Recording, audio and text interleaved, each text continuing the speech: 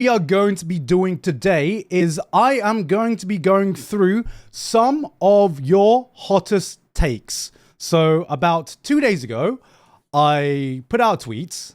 This was a last minute idea, and I put out a tweet calling out for some of your hottest takes. I said, I'm looking for your hottest anime takes, but don't give a simple, this show is mid. I want to know why. Sometimes when I hear hot takes, it's just X show is mid, or I think X show is overrated.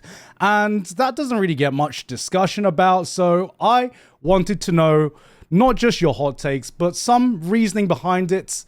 And some people understood the assignment, and some people really didn't. So I expected this to be, a nice little casual tweet, just something I could use for my stream.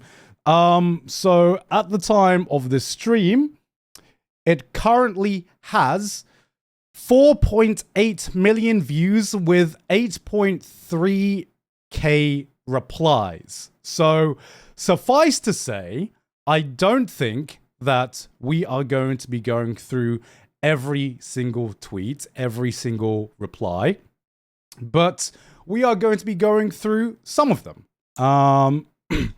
And I'm going to be going through the reply threads and seeing which one catches my fancy. Now, I think this would be funner if we have a rating system. So we're going to rate every hot take we go through with a 5-point rating system. Is the take cold? Is the take something that is not a hot take at all? Is it something that pretty much everyone is going to agree on? Is it, is it cold as fuck? Is it sizzling? It's not the hottest take in the world, but maybe they kind of got a point there. Maybe they're kind of onto something here. It's not quite there yet, but it's kind of like sizzling. It's sizzling. Are they actually cooking? So, are they cooking? Is this take? Are they actually cooking with this take? Have they actually got a point with this take? Oh, god damn. Okay. They just might be cooking with this take. Is it a legit hot take? And by hot take, I mean, is it something that is a little too hot for most people to agree on, but maybe some people can agree on it? Or the last place, is it just a fucking nuclear take? This fucking dish is overcooked. It is burnt. No one is going to want to eat this dish. You have gone nuclear with this take. So, that's what we're going to do. Now, I know what Twitter is like. And so I'm not going to be scrolling down. I'm going to be scrolling down on another screen because, honestly, quite frankly, I'll motherfucking trust you guys. And more than you guys, I'll motherfucking trust Twitter. So just in case, I'm going to scroll down on another one and then pick some replies that I think might be worth going through. But we can't start with the hot. We can't. Let's just start with the top one. Let's just start with Lud's one. So I saw quite a few other content creators actually reply to mine. I didn't expect any content creators to reply to my tweet. But it seems a lot of my mates did end up going through this. So I want to give them the benefit of the doubt. Starting with Lud, who says, rewatching OG Naruto is almost fucking unbearable with how outdated it looks and how slow it is paced. How are we feeling about this one? Cold, sizzling, cooking? Replace Naruto with One Piece and Lud is cooking. Cooking, hot, or nuclear? All right. So, rewatching OG Naruto is almost fucking unbearable with how outdated it looks and how slow it is paced. I am going to say this is sizzling. It's sizzling. It's sizzling. All right. It's not the worst take in the world, It's not the worst take. It's not the hottest take in the world, but he does have a point that I do agree to, but he has some points that I don't agree with as well. All right. The point I don't agree with is that it's fucking unbearable, because I think that OG Naruto still is fantastic. And the big difference between OG Naruto and, let's say he said One Piece, because if he said One Piece, I would actually say I low-key agree, and he's actually cooking. But the big difference between OG Naruto and One Piece is how they handle filler. And the great thing about OG Naruto is that you can just skip the filler episodes. You can skip the filler episodes. It's fine. We're no longer watching this weekly. You can skip it. You can just skip it and go straight back to the canon episodes. All right. No one's telling you that you have to watch 100% OG Naruto. You can just skip the filler. But with One Piece, it's so much harder to skip the filler because it is baked into the episodes. How outdated it looks, let's just say, when Naruto goes hard, it still goes hard. There is nothing dated about Rock Lee versus Gaara, Sasuke versus Orochimaru, Naruto versus Sasuke, okay? Some other fights? All right, maybe a bit. Maybe a little bit. But I don't think this is an OG Naruto problem. I think this is a Studio Pierrot problem, because I can replace Naruto with so many ones of their adaptation, okay? Because the most recent example I can think of, and I say this as a fan of this title, Black Clover. Black Clover was also done by Studio Pierrot, and what I could not get, the reason I became a manga reader was because, similarly with Naruto, you will have these fucking 10 out of 10 episodes, these 10 out of 10 episodes with amazing fucking animation. It's like the studio poured all their time and energy into like 1 or 2 fights every 20 to 25 episodes. And then the rest of those 20 episodes are just like basic bare bones 6 out of 10 animation. It's not the worst animation in the world. It's just like passable animation. And I think that was just the trade-off that you had with long-running weekly series. So there's a reason why I think that seasonal anime just works so much better with something like My Hero Academia, Jujutsu Kaisen, Demon Slayer. Instead of, number 1, adding filler to it, or number 2, having your resources put into just 1 or 2 fights, and have the rest of them be, you know... Oh, thank you, honey. Oh, that's why you're the greatest wife ever. Honey, I know Oh, give me affection. Thank you. I love you. I didn't even tell you to get me some. I know. Thank you, hon. Yeah, my wife. That's my wife. She got me coffee and I didn't even ask for it. She got me Starbucks. She got my coffee order. Just what I needed.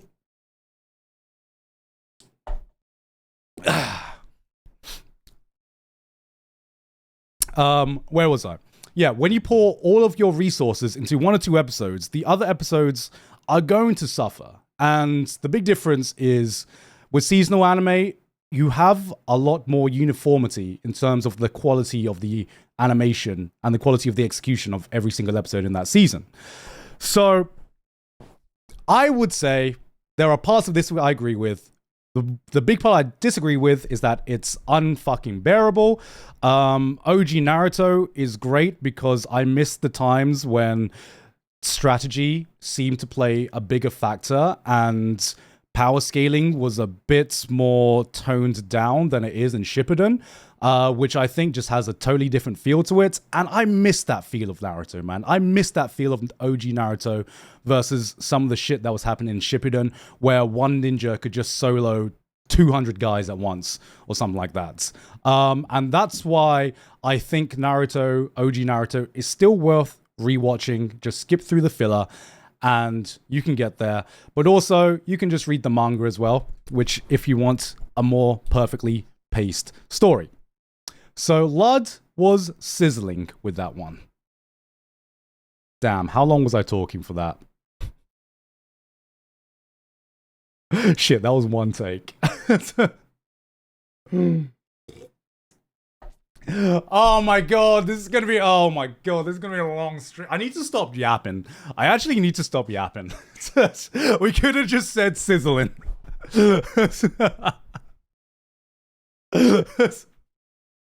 Bro, fuck's sake, man.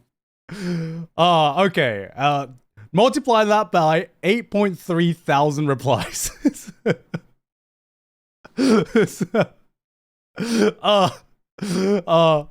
I roasted Tectone for being able to yap before, and here I am going 10 minutes on one singular take. Alright. Bow. You did not give much of a reasoning. Giri, ReZero is mid, and Isekais are overdone. Come on, man. Come on, Giri. This isn't a reasoning, Giri, but I'ma single you out. Giri. I'ma single you out. Look, Giri, you think this is a hot take, Giri? If you think this is a hot take, Giri, come on. You both gave me a take that was hot and also the coldest fucking take of all time. Isekais are overdone, bro. Heard it before. Even Isekai fans know that Isekais are overdone, okay? We know. We just don't care. We don't care, Giri. We don't care. This dish is raw. Giri. It's raw.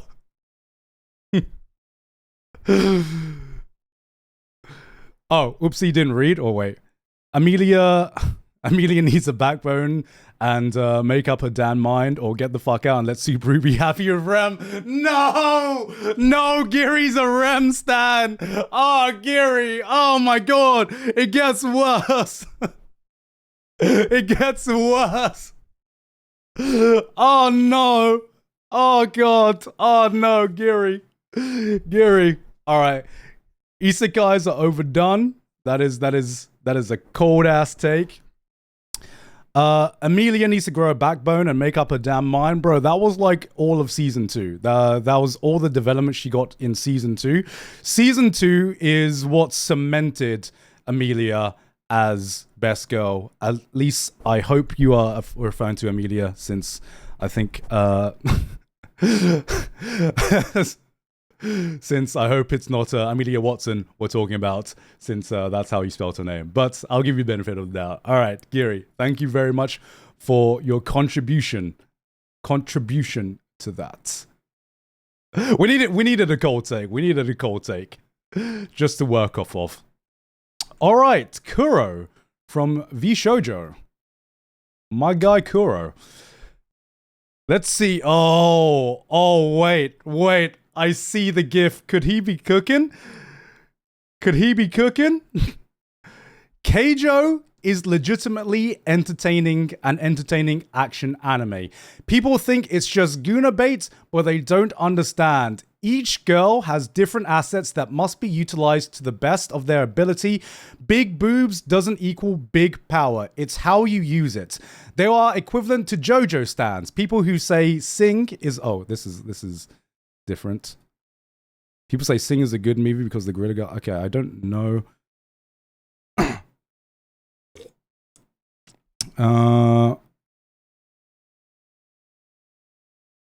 Is Sing... Okay, are these two separate takes? Okay, these are two separate takes in one. I haven't seen Sing, so I can't judge that. I will just judge...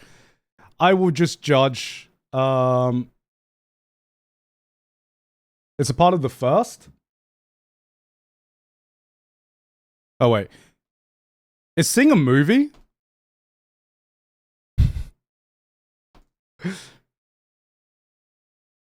Okay, I haven't seen Sing. Okay. All right. Sing. People say Sing is a good movie because the gorilla guy's dad watches his son go to prison and goes, "That's my son," and becomes proud of him. Are stupid. This anime literally did this first and better. The scene where her disapproving dad watches his daughter give herself... Oh, okay. The scene where her disapproving dad watches his daughter give herself the ultimate wedgie to surpass light speed movement against her opponent by having less air resistance in her body and swimsuit by doing so, and then having her dad finally be proud of his daughter for that is cinema. Absolute cinema. Bro. Wait, can this boy cook? Wait, can this boy cook? Can this boy actually cook? Yo, are we cooking right now? Are we actually cooking? Holy shit. All right. I'm going to say he's cooking because I would say that Keijo is a legitimately entertaining action. I would say I wouldn't call it an action anime. This is sports anime to the T. This is not only sports anime. It does what some of the best sports anime do, and it... Fuck, I've forgotten words. It enhances things. No, it exaggerates. It exaggerates things, and then Keijo goes, okay, most sports anime is going to exaggerate things to, let's say, a level 9 or level 10. Keijo goes, we know no one is going to take this seriously. This is an anime about fucking sumo wrestling gals with using their boobs and ass on water wearing swimsuits. We know no one is going to take this seriously. Let's take this to level 11. Let's take this to level 12 and just... It's one of those shows where you just want to turn your brain off and just watch stupid ass shit. And then you have stupid pals like the ass of Babylon. It's something that knows, it's a show that knows exactly what it is and doesn't care to garner, doesn't care to try to garner an audience outside of it. Is it Guna bait? Yeah. Yeah. But it's good Guna bait, all right? It's... yes, it is. And it doesn't care at all. It doesn't care. The closest thing I can think to it, actually, a very similar show that gives off the same energy. It's something like High School of the Dead. You know, we know why people are watching it. We know that this isn't the peak of entertainment. But you know what? We don't care. We don't care that it's not the peak of entertainment. And the show doesn't care either. The show knows its strengths, and it goes towards those strengths. Kuro's cooking. Kuro is absolutely cooking with that take.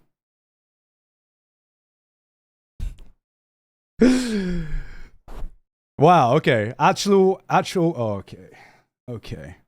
Tech tones just came up. All right. Oh my god. All right. Okay, so to preface, Techie did give me a Discord message being like, by the way, this took me like 30 minutes to write out. I hope you go through some of these. I could be a dick and be like, nah, I'm going to skip this one. Blood was yapping. But you know what? You know, I'll go through some of them. I'll go through some of them.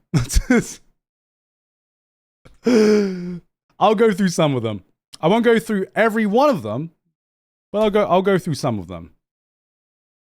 Oh my god. Oh my god.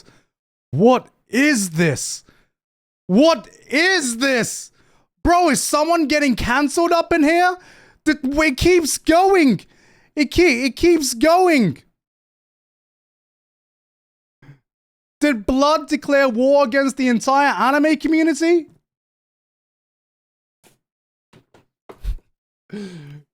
Yo, I'm happy for you, or I'm sorry for your loss, but I ain't reading all that.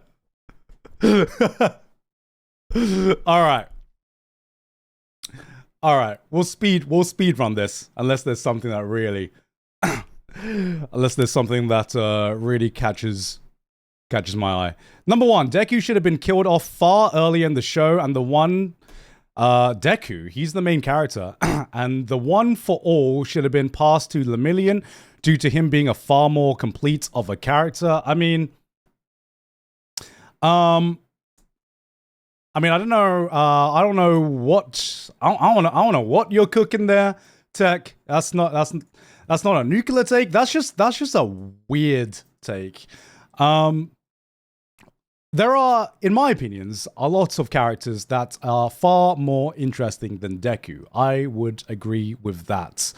I think your problem isn't. I think your problem is more with Deku being an uninteresting character than this random ass plot progression of One for All being passed to someone completely different. Because I think what makes Lemillion complete as a character, and what makes a lot of characters in My Hero Academia far more interesting, is, you know, the limitations of their power. Lemillion is really, really interesting with his energy and his philosophy of the world and how he approaches being a hero. And he's not the strongest hero in the world, but he learned how to use his powers to the best of his ability and be as useful as possible. I would argue if anyone would have an interesting character arc, it would have been Bakugo. If anyone, I think. Not Lemillion. Lemillion's a random character. If anyone would be more interesting to pass All for One to, it's probably Bakugo, because he out of everyone so far, he has the most interesting character development I've seen in My Hero Academia. Seeing him just become a fucking angry ass bully to someone who has deep insecurities and is trying to grasp those insecurities, and, you know, at the end of the day, still has anger issues, but becomes a lot more relatable and becomes a lot more understandable. Shoto, obviously, would be another interesting one as well, but I'm going to call this one a hot take, because I don't know how you pass All for One to someone else. Number 2, the anime community's hatred for Black Clover is completely unjustified if you simply read the manga. All animation issues and voice acting inconsistencies are solved. I completely agree with this one. I would say I actually just said this in a previous one. Is it even a hot take to say this anymore? Because I think, are there still Black Clover haters out there?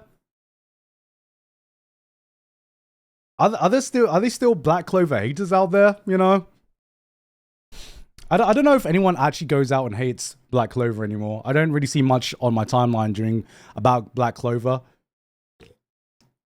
because everyone who stopped watching the anime has already, who dropped the anime never continued watching it, and people who are still into Black Clover, everyone knows this take. So I'm not going to say this is like completely cold. I'm going to say it's sizzling. Dr. Stone's ending was amazing. Haven't watched it. If a show takes over 8 episodes to get good, I think it's okay if people say it's shit. There is no way I would have ever watched the Two Towers of Lord of the Rings if Fellowship of the Ring was a bad movie. Asking people to sink over 3 hours into a mediocre watching experience is just fucking dumb. Okay, finally a take I can go balls deep into. All right. Shit, I'm gonna go yap with yap for this one. Okay.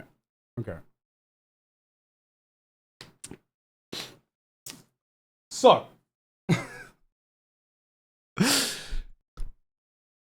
There are 2 ways to go about this, right? Because one thing I fucking despise when it comes to watching anime is when I watch an anime and then I say I don't like it, and people are like, "No, you didn't stick on until the good part, the good fucking part."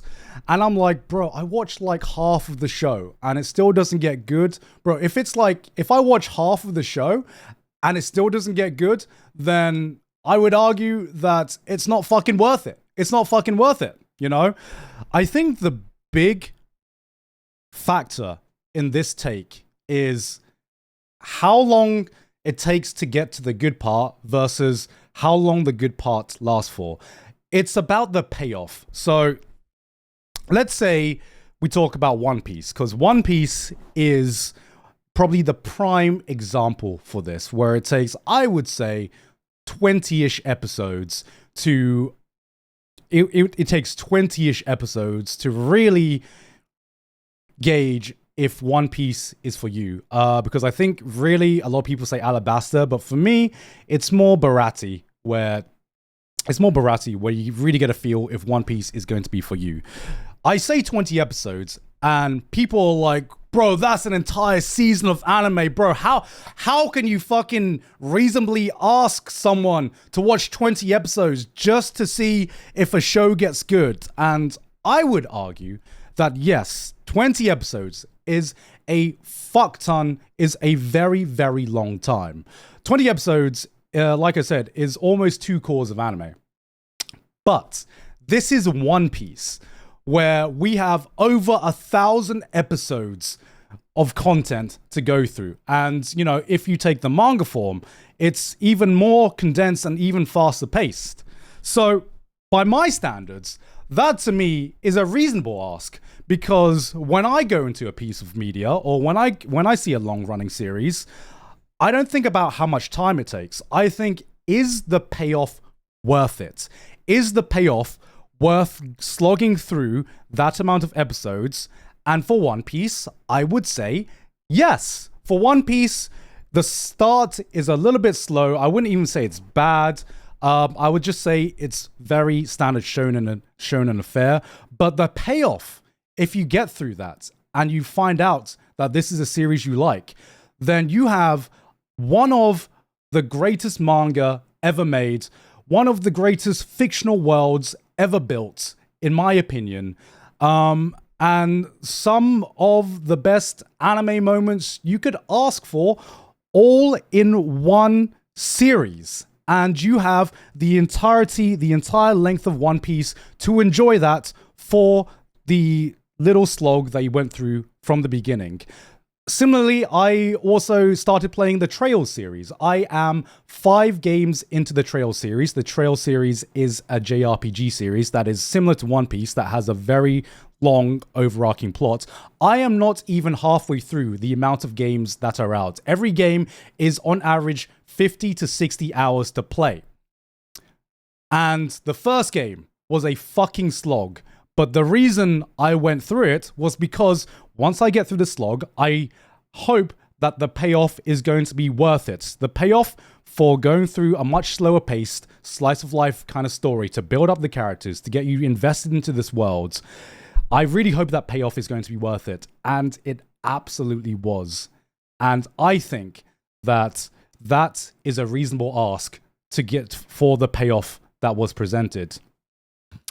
On the flip side, I've also watched 12 episode shows that I have dropped 6 or 8 episodes in.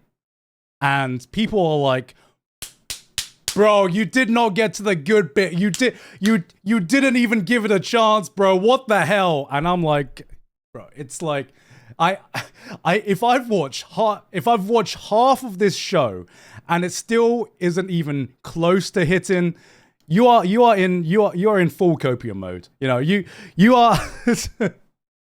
It is fine to say. I think it is absolutely fine to say the show just wasn't for you. Hot take. Oshi no Ko is the best family dynamic in anime and manga history. Emphasis on family. So wholesome, so quaint. Cold ass take, man. Everyone knows that. Everyone knows that. Cold ass take. So I think that people sometimes are far too forgiving of shows that have like a dead run and then have like one or two, like that one moment that's just like, yo, that was fucking fire. And I think it's totally it's totally fair for Connor to say that 86 wasn't for me. I think he watched enough episodes to completely gauge that it just wasn't for him. It just wasn't for him. I think that's fair. I think that's fair. I think Connor also watched enough episodes of Oshinoko to say, hey, I just didn't like it. It wasn't for me. He watched like a good 6, maybe more episodes. Maybe he watched like 12 episodes or some shit. So, I would say this take...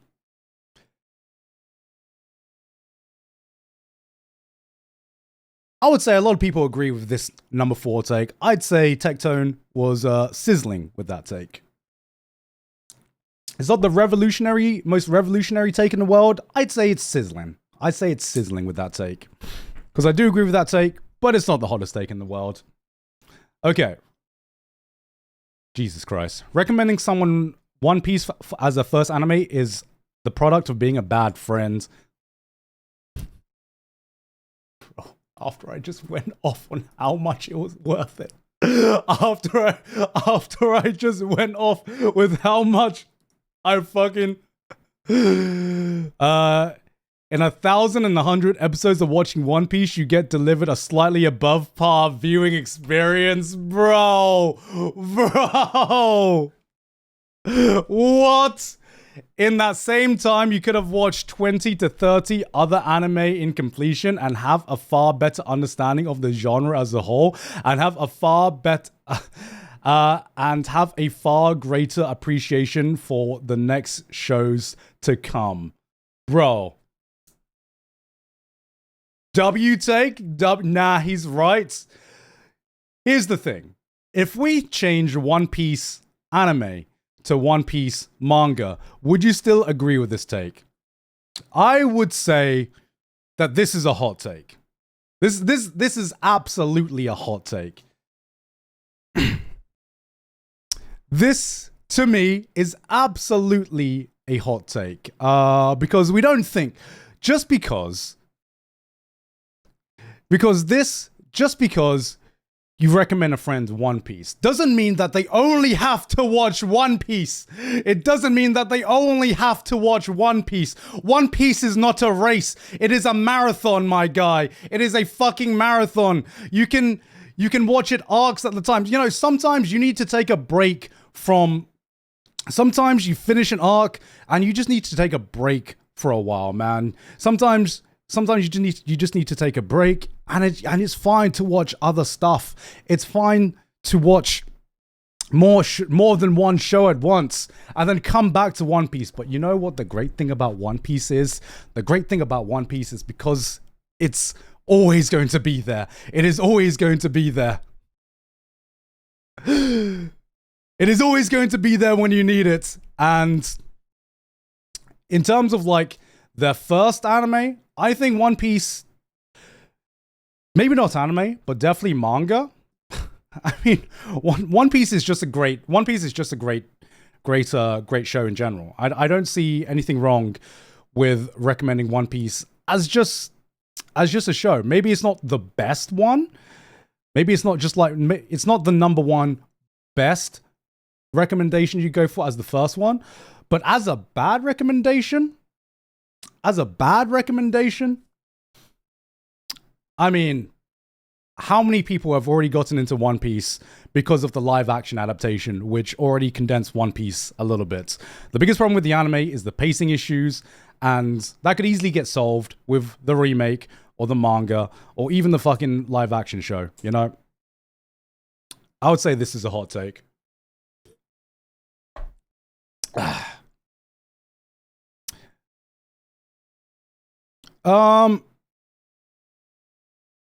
Number 6. I don't think the author's intention should matter to the community. I'm gonna go to 10 here. I know we did a lot, but I'm gonna go to 10. That's all I'm gonna do. I don't think the author's intention should matter to the community as much as they do, because I believe oftentimes the author of a series can be wrong. This leads to my next point. This is just death of the author. This is just death of the author, in my opinion. Which I'll just go on to take I'll just go into take 7. The final season of Attack on Titan was garbage. All right, already nuclear take. Already nuclear take right here. Already nuclear take. And I mean, specifically, the ending was Code Geass ending, but worse. The decision made didn't make sense from a character standpoint. Eren chooses his friends over the world every time when it mattered most. They couldn't do the same for him.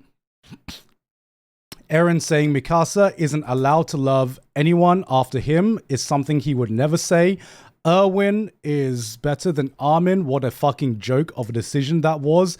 Dear God, they just erased. Okay, well, unfortunately. Okay, so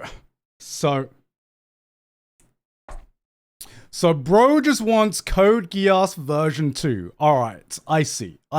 Tech, I see how it is. Fucking nuclear ass take. In terms of this one line, nuclear ass take. The final season of Attack on Titan was garbage. That is a fucking L take. That is a nuclear take. Final season of Attack on Titan was fucking amazing. It was the build up of every previous season, and Attack on Titan is a series that has evolved season after season, and it evolved naturally leading up to the final season, which almost turned Attack on Titan into a different show. And normally, that is a death sentence for a show. Before Attack on Titan, it was executed so well that it was some of the most engaging piece of media I have seen come out in ages, especially the political side of things and seeing every different character arc and how the characters evolved over time.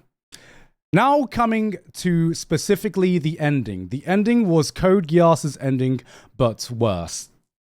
So, I don't think Attack on Titan has the greatest ending of all time, but that wasn't so much to do with the idea of the Attack on Titan ending. It was more to do with the execution. And the execution of it was that for an entire fucking season, right? We did not know what Eren was really thinking. We only had hints of what he was thinking, right? For every previous season, we could very much tell Eric's character progression. And then season 4 turned Eren's character into more of a mystery. What is Eren trying to achieve? What is his final goal? What is his mindset? That was something that we didn't really know and wasn't really revealed right up until the last episode. And that to me was, out of everything, the biggest fumble. Because we had to reveal all of a season's worth of motivations and real mentality right in like one singular scene, or a few, like half an episode basically. So it was a big reveal, and I just didn't feel like it had enough time to let his character and let his one, it didn't have enough time, and number two, I still felt that after the ending, there was still a lot of things I did not understand, and I think that's where all the quote unquote like plot holes or all the inconsistencies come from, is that we just didn't have enough time to explain all of that stuff, and that to me was the fumble. But to say that it was horrible, no. I say that the Attack on Titan ending still landed on 2 feet. Was it the greatest execution? No.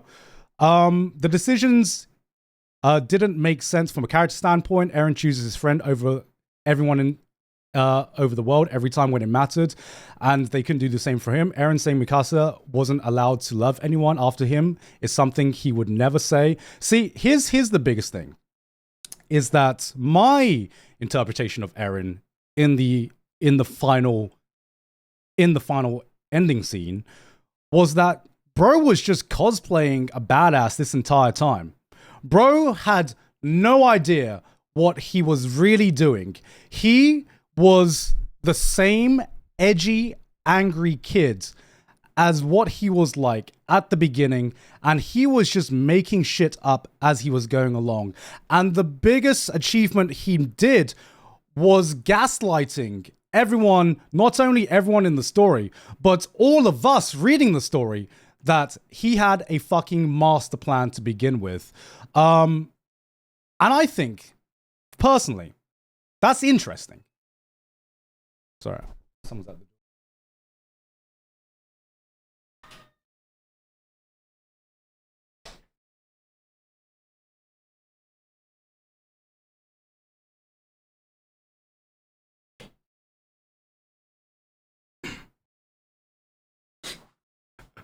Tectone's at the door. Tectone was at the door. He was like, I heard you talking shit. I heard you talking shit. Tectone sends his regards.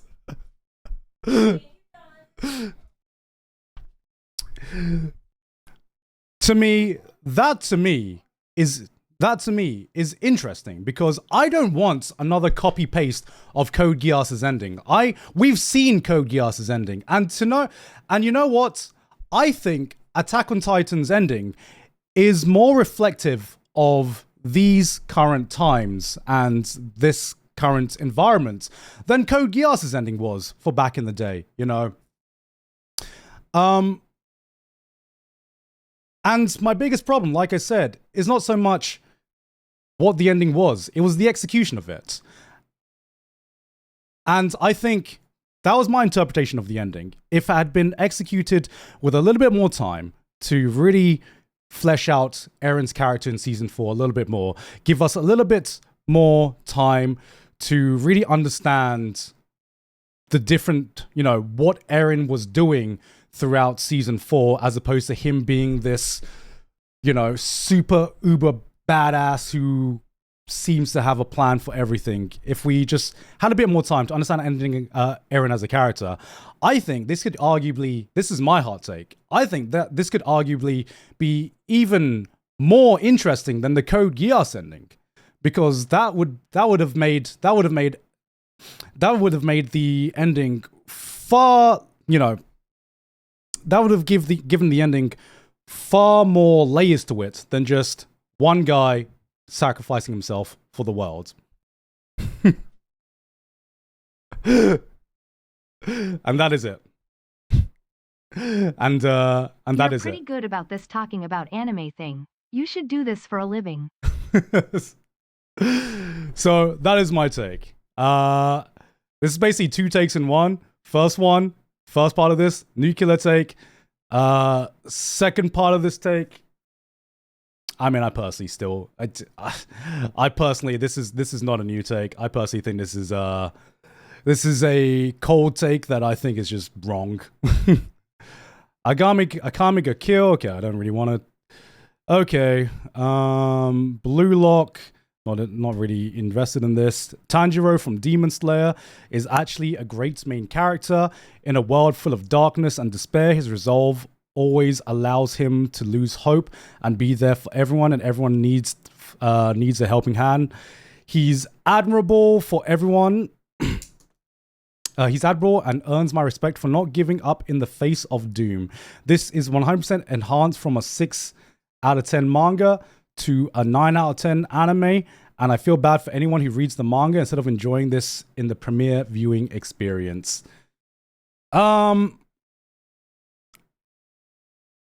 Sizzling. I think Tanjiro is maybe overhated. He does what he needs to do. To call him a great main character is overstating it a bit. I just think he does what he needs to do. He's a very safe character. Okay. Let me reread to you this sentence. In a world full of darkness and despair, his resolve always allows him to not lose hope and be there for everyone and anyone that needs a helping hand. This sentence can describe like 90% of shonen protagonists. It can describe 90% of shonen protagonists, man. And so I'm gonna say that although Tanjiro to me isn't as uninteresting as someone like, I think he's a bit more interesting than Deku, but not like amazingly more interesting. I'm just gonna say Tanjiro does what he needs to do, and that's completely fine. And I'm going to say the steak is sizzling. And I think we've had enough. We've gone through 10 takes. I think that's cool. Tech, we've we need to go to other people, man. But thank you very much for your takes.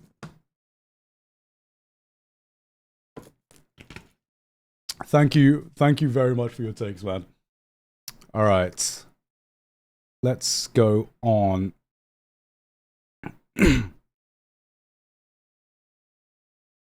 Let's go on. Who else has submitted a take?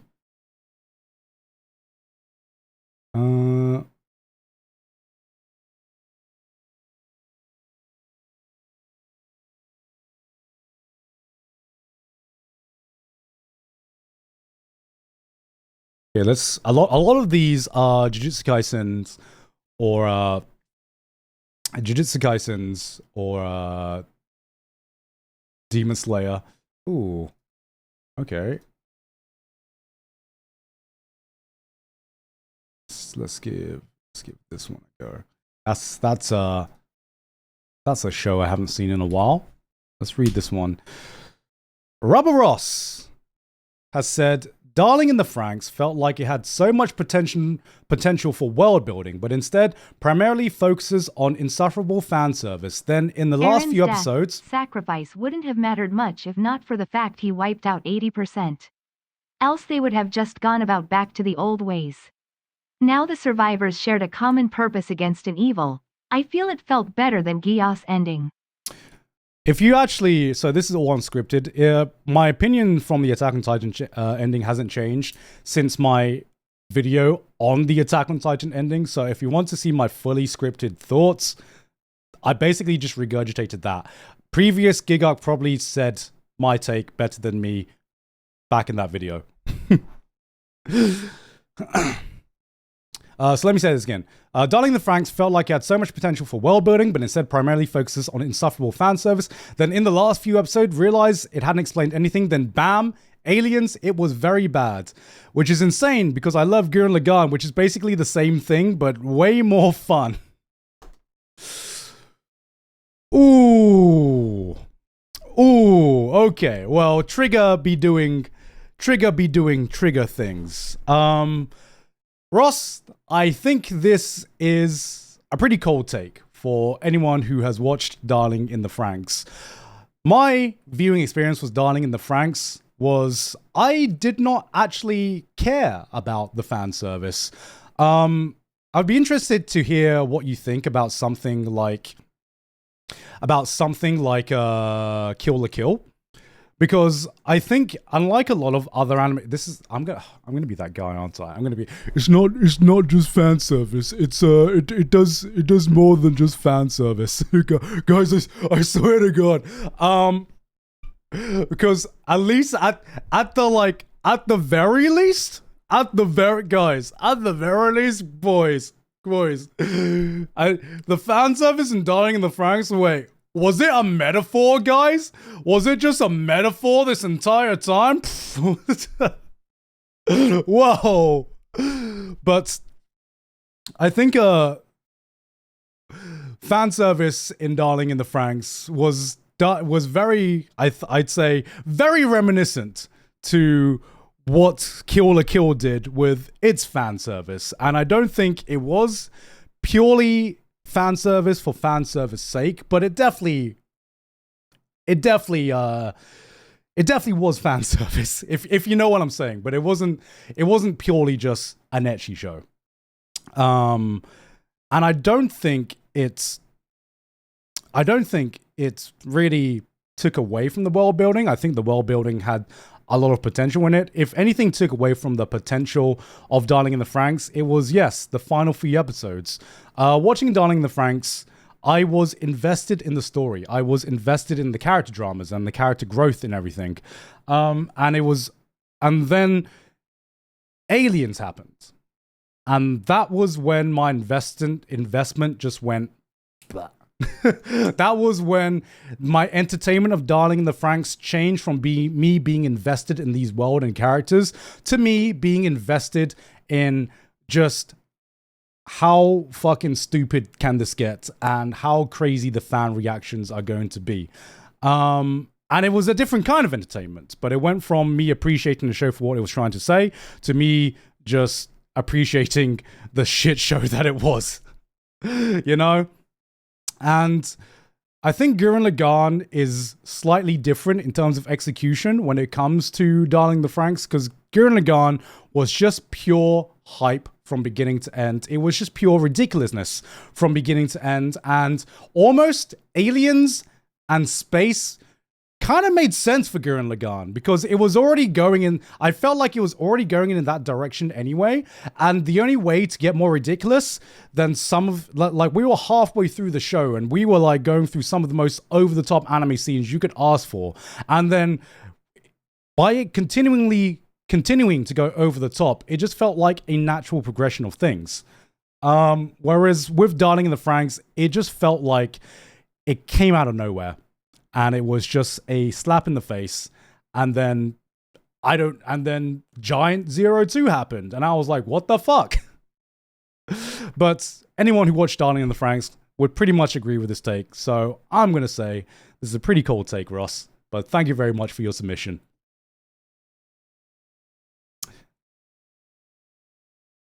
Next. Your dub was better? Oh, thank you. Thank you. I made that dub out of frustration. Out of frustration.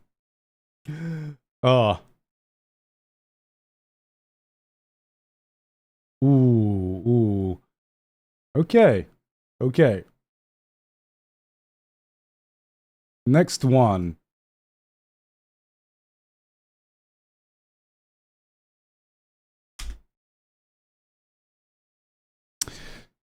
Savi has said, your name is actually insanely overrated and not only shows how bad writing with unexplained plot holes can be excused for having pretty cloud animation, but also I'm a low-key ruined, but also, in my opinion, ruined Radwimp's unique music style by turning them into a commercial pop band, which they weren't before.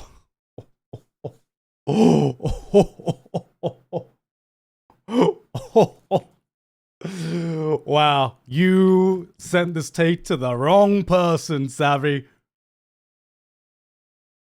Cause I am the biggest Your Name fan. As you know, I made a video called, I think it was called The Perfect Anime or something, and it was like, Your Name was what got me thinking about that. I fucking love Your Name. Joey secret alt account. Bleach would be way bigger than any shonen currently, JJK, Demon Slayer, etc. if it released now with Demon Slayer level animation. I mean, I would say the new Bleach anime does have great animation in the remake. So I'ma say probably nah for that one.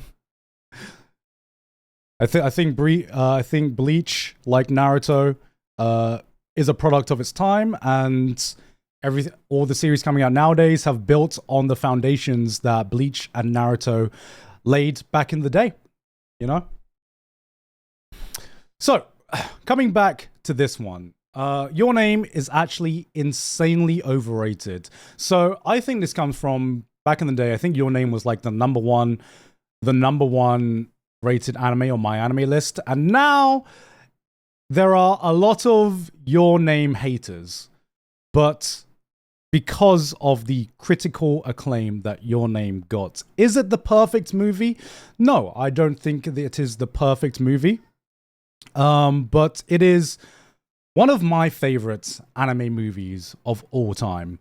And there are two reasons for this, basically. Number one, unlike something like A Silent Voice, which is obviously another movie that Your Name gets compared to a lot,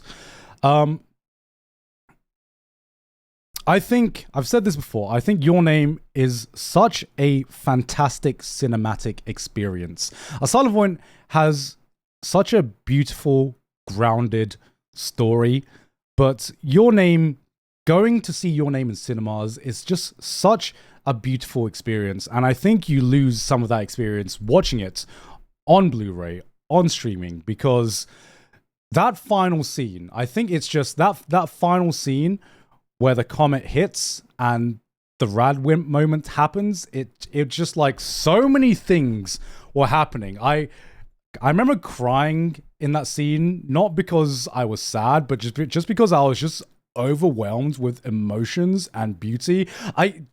That was the absolute cinema scene for me. That was like the absolute cinema scene for me. But another reason why I realized I really fucking like Your Name as well is I think I saw a clip recently from Quentin Tarantino. He was talking about films back in the day, and he was talking about something that I think you can definitely say for a lot of modern blockbuster movies, a lot of modern films that I've seen, in that he misses when movies back in the day unraveled. You know, you came into the cinema to watch a film, and the film would unravel in front of you. Whereas nowadays, he's not talking about Marvel, but this is like my frame of reference.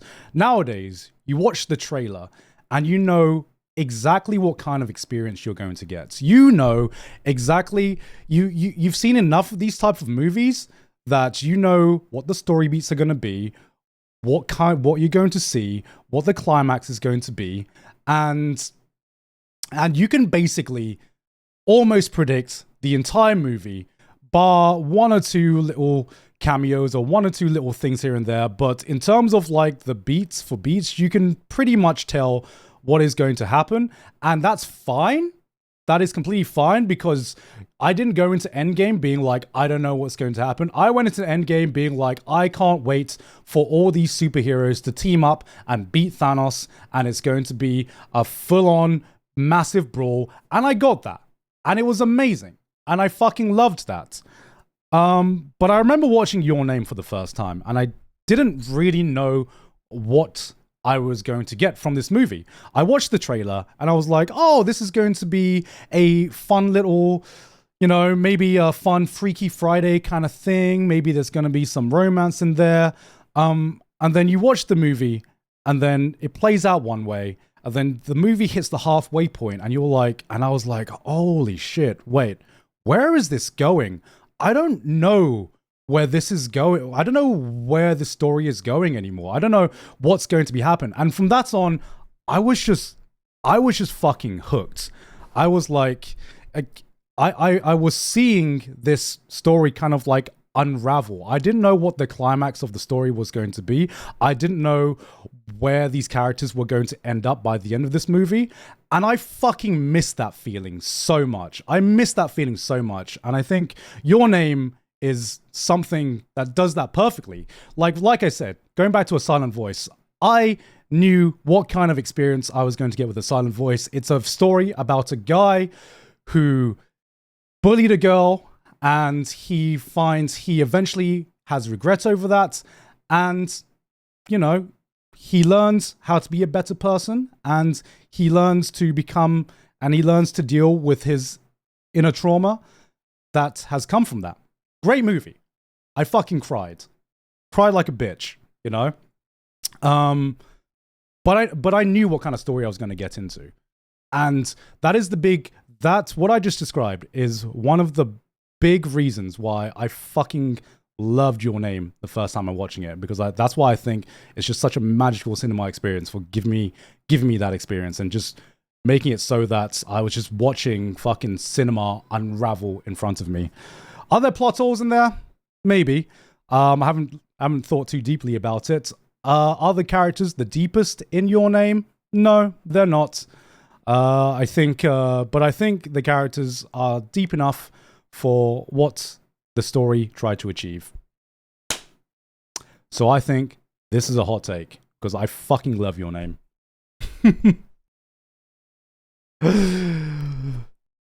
Conclusion. Absolute cinema. Absolute cinema. Thank you very much. When did this become a silent voice versus your name? They're both great. I agree. Sorry. This isn't me shitting on a silent voice. This is me using a silent voice as a reference for something else that is great, but something else that is great in a different way.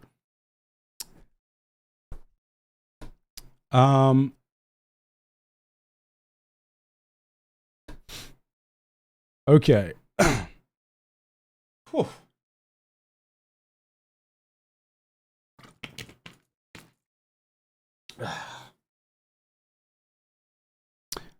Okay.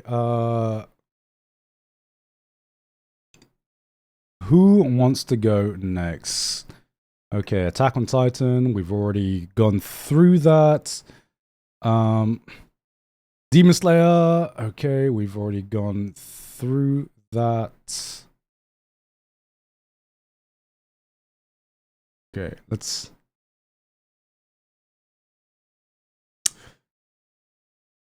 Ooh. Ooh. Okay. I'm just trying to go through takes and shows that we haven't gone through before, because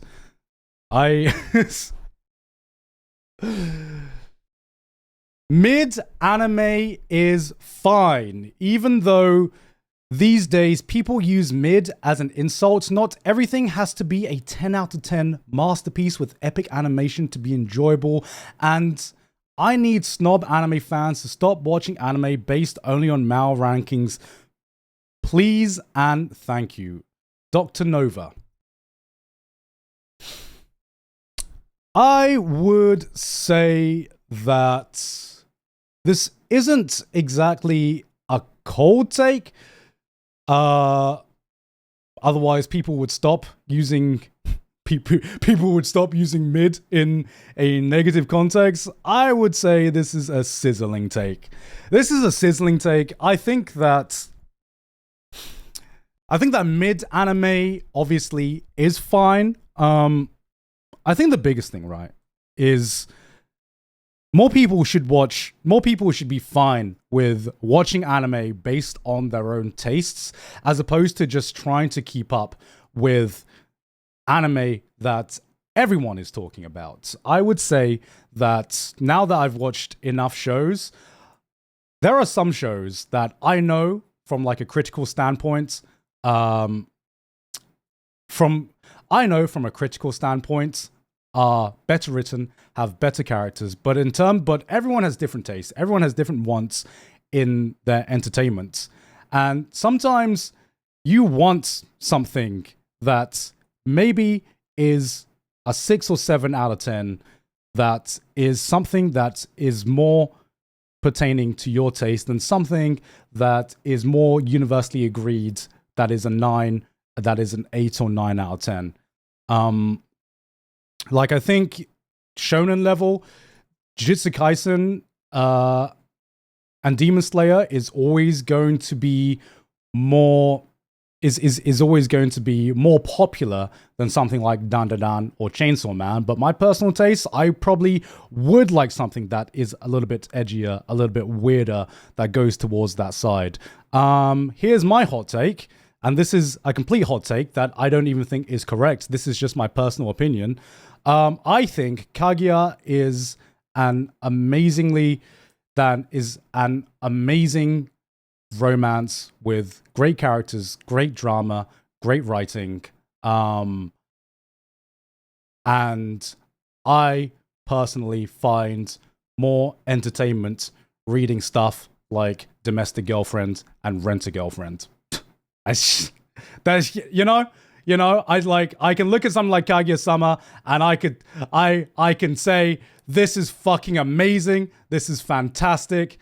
But in terms of what I find more entertaining, it's shit. It's the trashy romance. I love my trashy romance. What can I say? You know, what can I fucking say? I'm a masochist for my romance, and that is not That is just me saying, here are my tastes. You know what I mean? Here are my tastes. I can recognize greatness when I see it, but I can also recognize what my tastes are. And I think more people need to be okay with that kind of mentality. Based but L.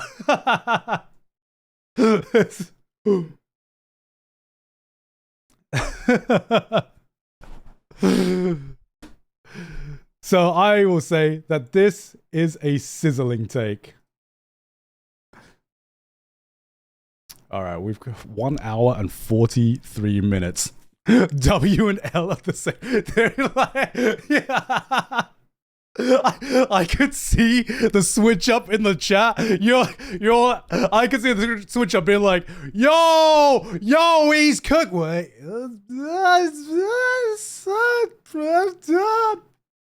yes, I agree, but I don't want to agree, but I agree. Had me in the first half, not gonna lie. Oh man. I agree, but what the fuck is wrong with you? Oh man. Okay, let's see what else we got. Fullmetal Alchemist, I can't comment on that. JJK, Boruto, can't comment on a lot of these. Some of these are cold ass takes. I'm not gonna lie. This is really fun, bro. How many takes have I gone through? Because I feel like I haven't gone through that much. Ooh, this is an interesting one.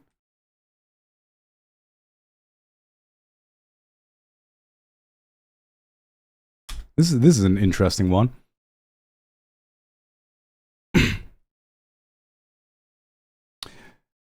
Like 5 and then 10 from Tectone. Okay, I will say, even though we went through a lot of Tectones, Tectone did give some interesting takes for some of them compared to some of these one sentence takes.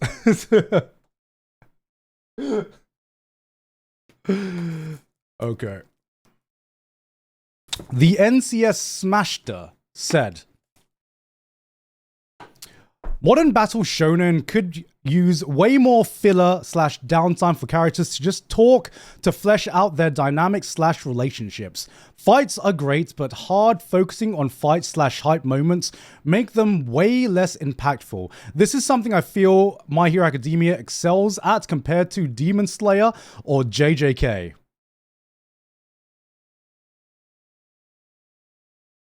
Fuck, we cooking. We cooking. We are cooking. we are actually cooking.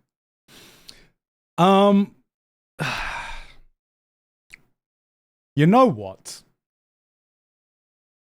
If you combined the downtime and character writing of My Hero Academia with the fight choreography and pure hype of Jujutsu Kaisen, you would have the greatest fucking anime, modern anime ever made, man.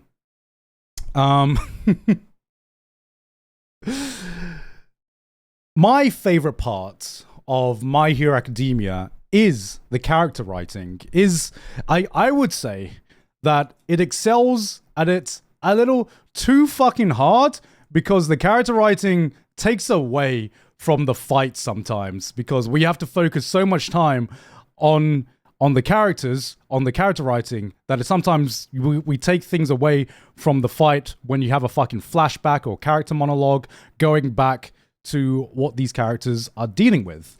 On the flip side of things, with Jujutsu Kaisen, specifically with Season 2, and I've said this before, I think the Shibuya arc came one season too early.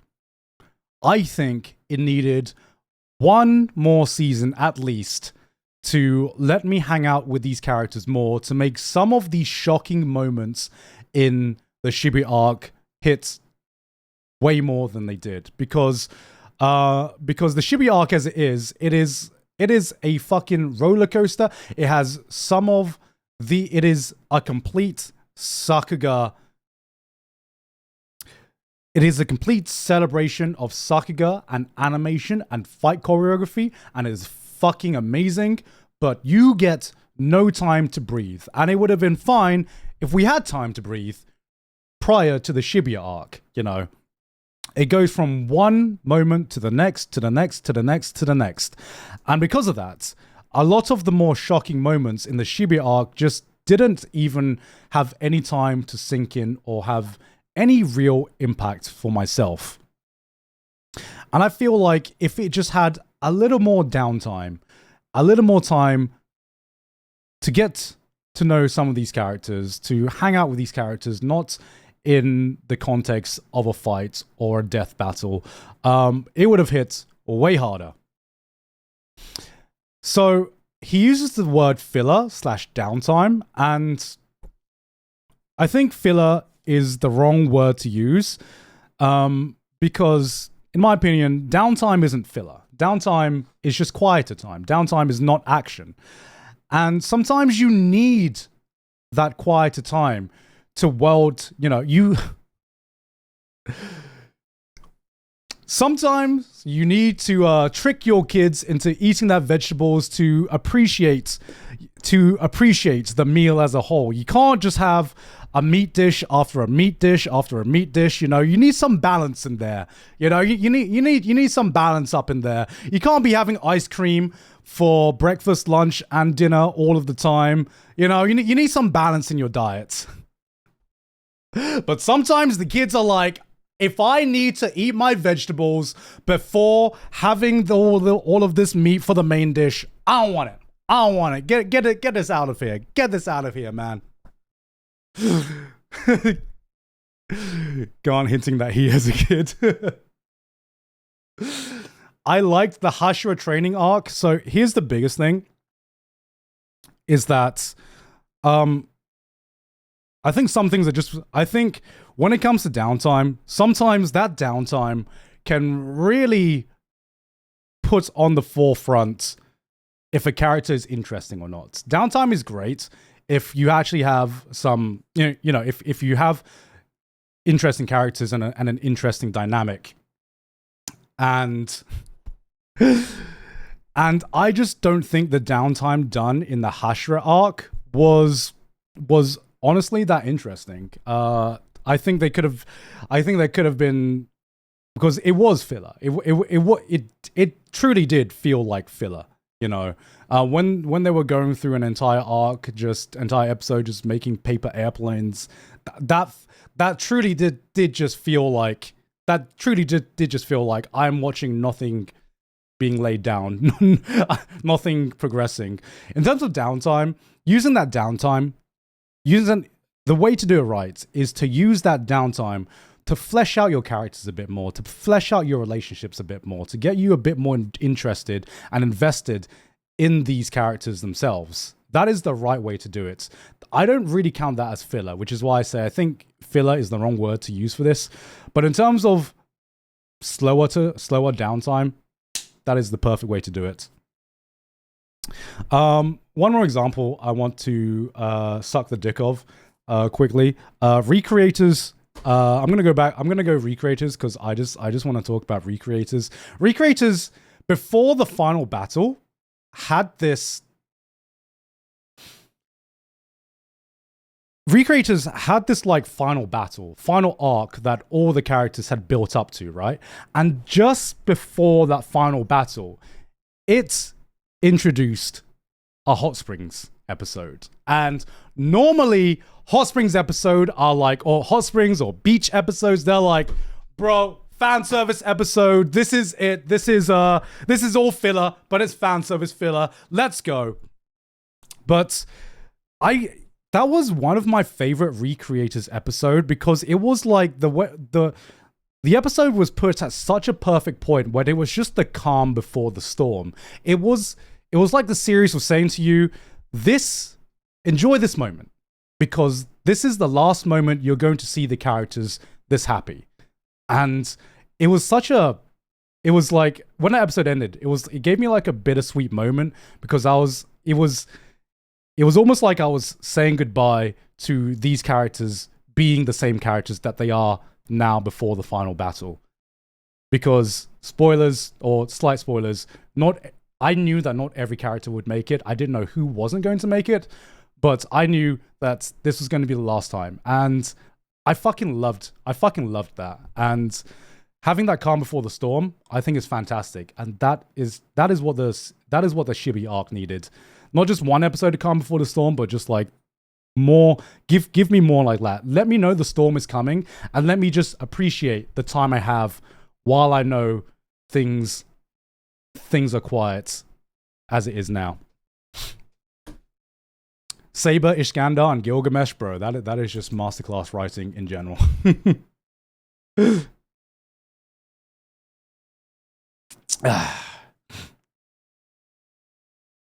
Okay. The fourth Great Ninja War arc in Shippuden would have been on par with the Pain arc if they kept Madara as the final villain. The hype of every ninja village teaming up and seeing so many different fight styles is what the show is all about. Cooking. I It would have made it shorter as well, and I do think when they peaked with Madara there. I do think they peaked with Madara. Thank you very much for cooking.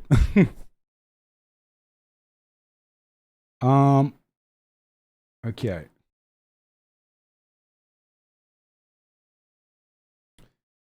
Let's see.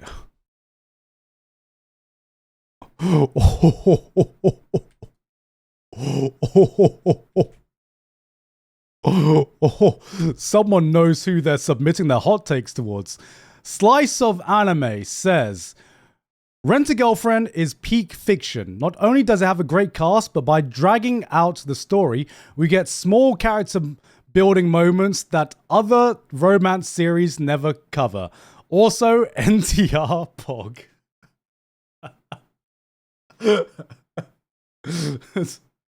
Guys,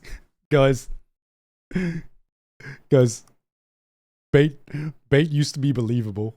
bait used to be believable, but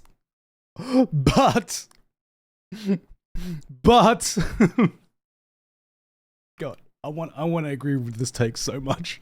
I want to agree with this take so much. All right. Let's take out this line. Okay, I'm going to surgically remove some of this. Let's take out this line for a moment.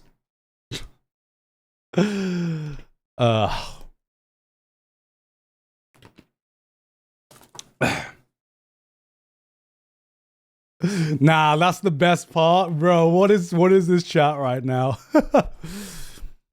Not only does it have a great cast, but yeah, it has a great...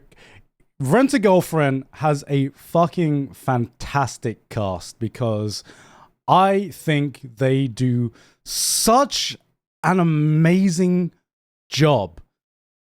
They do such an amazing fucking job at making you hate every single character. Even if you think you have a character that you like, they somehow make you like start, they do something and they make you start to hate them. And we talk about deep characters. This is a deep hate.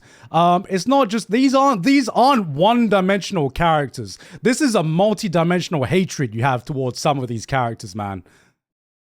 Only Sumi is unhated? Oh, just you wait. I'm waiting. I'm waiting for the I'm waiting for Sumi to do something to be like, all right. I'm just waiting, man. I'm just waiting. Not only does it great, but by dragging out the story, we get small character building romances that other romance series never cover. So I think the anger towards Rent-A-Girlfriend is I can genuinely see. Okay, no meme, actual serious Garnt cooking right now. And you can tell me if I'm overcooking or undercooking this one. Rent-A-Girlfriend has potential. It has, I think the reason that Rent-A-Girlfriend gets so much anger and hatred is just because it was moving in a direction where you thought that you saw some positive development, especially with the characters. You thought that we were progressing in a positive direction. And then it felt like all of the characters just went down like that. And the real question is the payoff going to be worth it? Because right now, I have a series that I love that does something reminiscent of Rent-A-Girlfriend. And that is a series. It's going to be a wild card. It is a series called Mushoku Tensei. The thing that I can really respect about Mushoku Tensei is that you have a character who is a piece of shit at the start. And then he makes some positive development, but then he does something shit again, but then he makes a little bit more positive developments, and you can see, and the thing I respect is that it shows you that development in a character isn't always positive.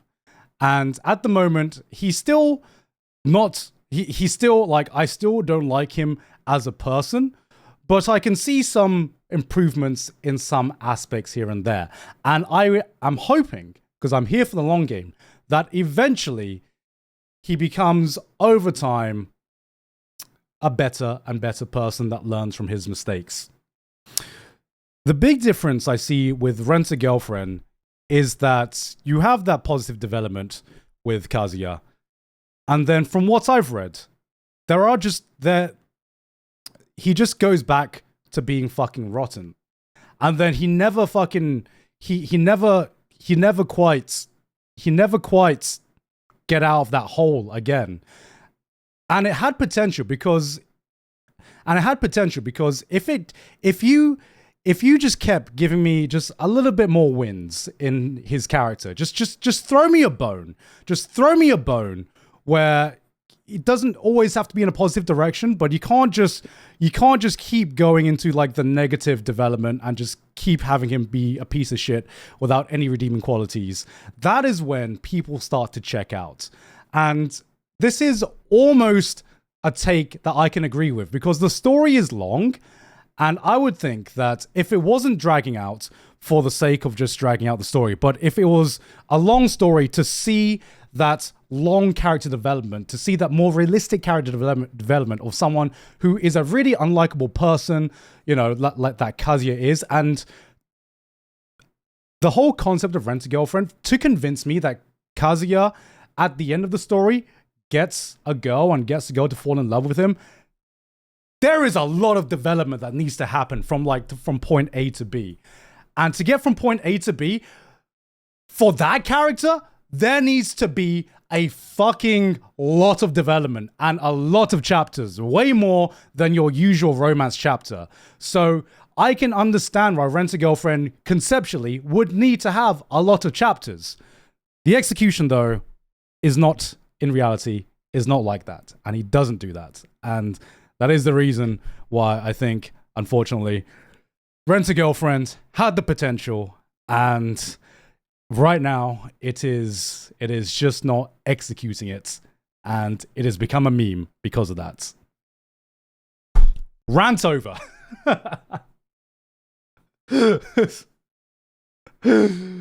Oh man. Rant fucking over. Oh, this is turning into rant o'clock, man. Woo! Damn, 2 hour stream. This is turning into a gigok therapy, bro. I know, right? I know. Bro, this it's doing exactly what it is intending to do, farm content. Bro, this is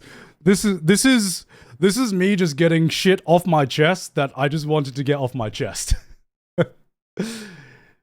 Go through faster, bro. Bro, where's the value if I go through some people have streams and styles where they just go through fast and they could be like tier list, go through tier list. I need to rant about my opinion because I have too many thoughts in my head. Okay.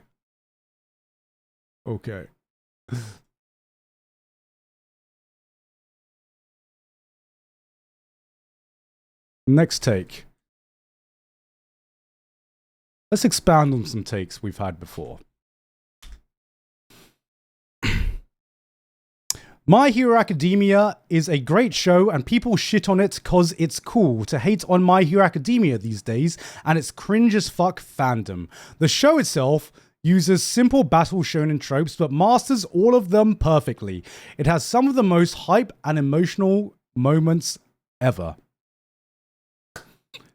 I'm going to let this take... Where is it? I'm going to let this take marinate for a bit while I take a quick pee break. I will be right back.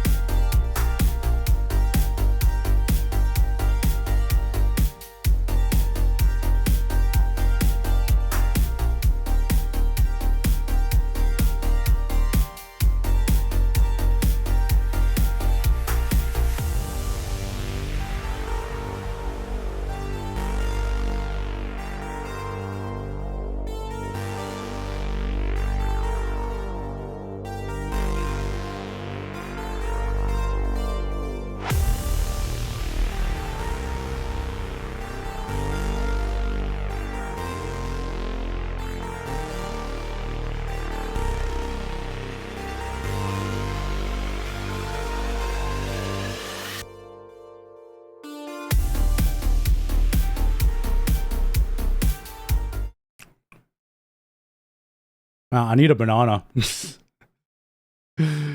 Bro. Okay. I'm pretty hungry.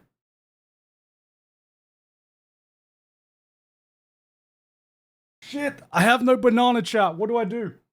What do I do, chat? Okay.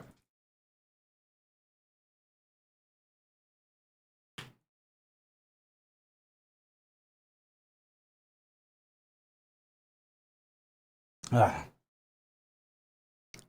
Bro, I'm just sucking on the mint right now. since I have nothing. I have nothing. No banana, no nothing. I forgot to have lunch, man. I got a fucking... I'm on my on the fucking student diet. You still watching League Esports? I am. Alright.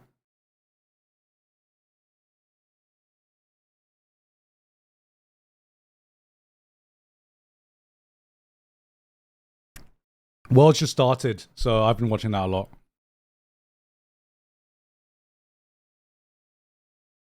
Okay. Okay, so let's get back to this. My Hero Academia is a great show, and people shit on it because it's cool to hate on My Hero Academia. And it's, these days, and its cringe as fuck fandom. The show itself uses simple battle shonen tropes, but masters all of them perfectly.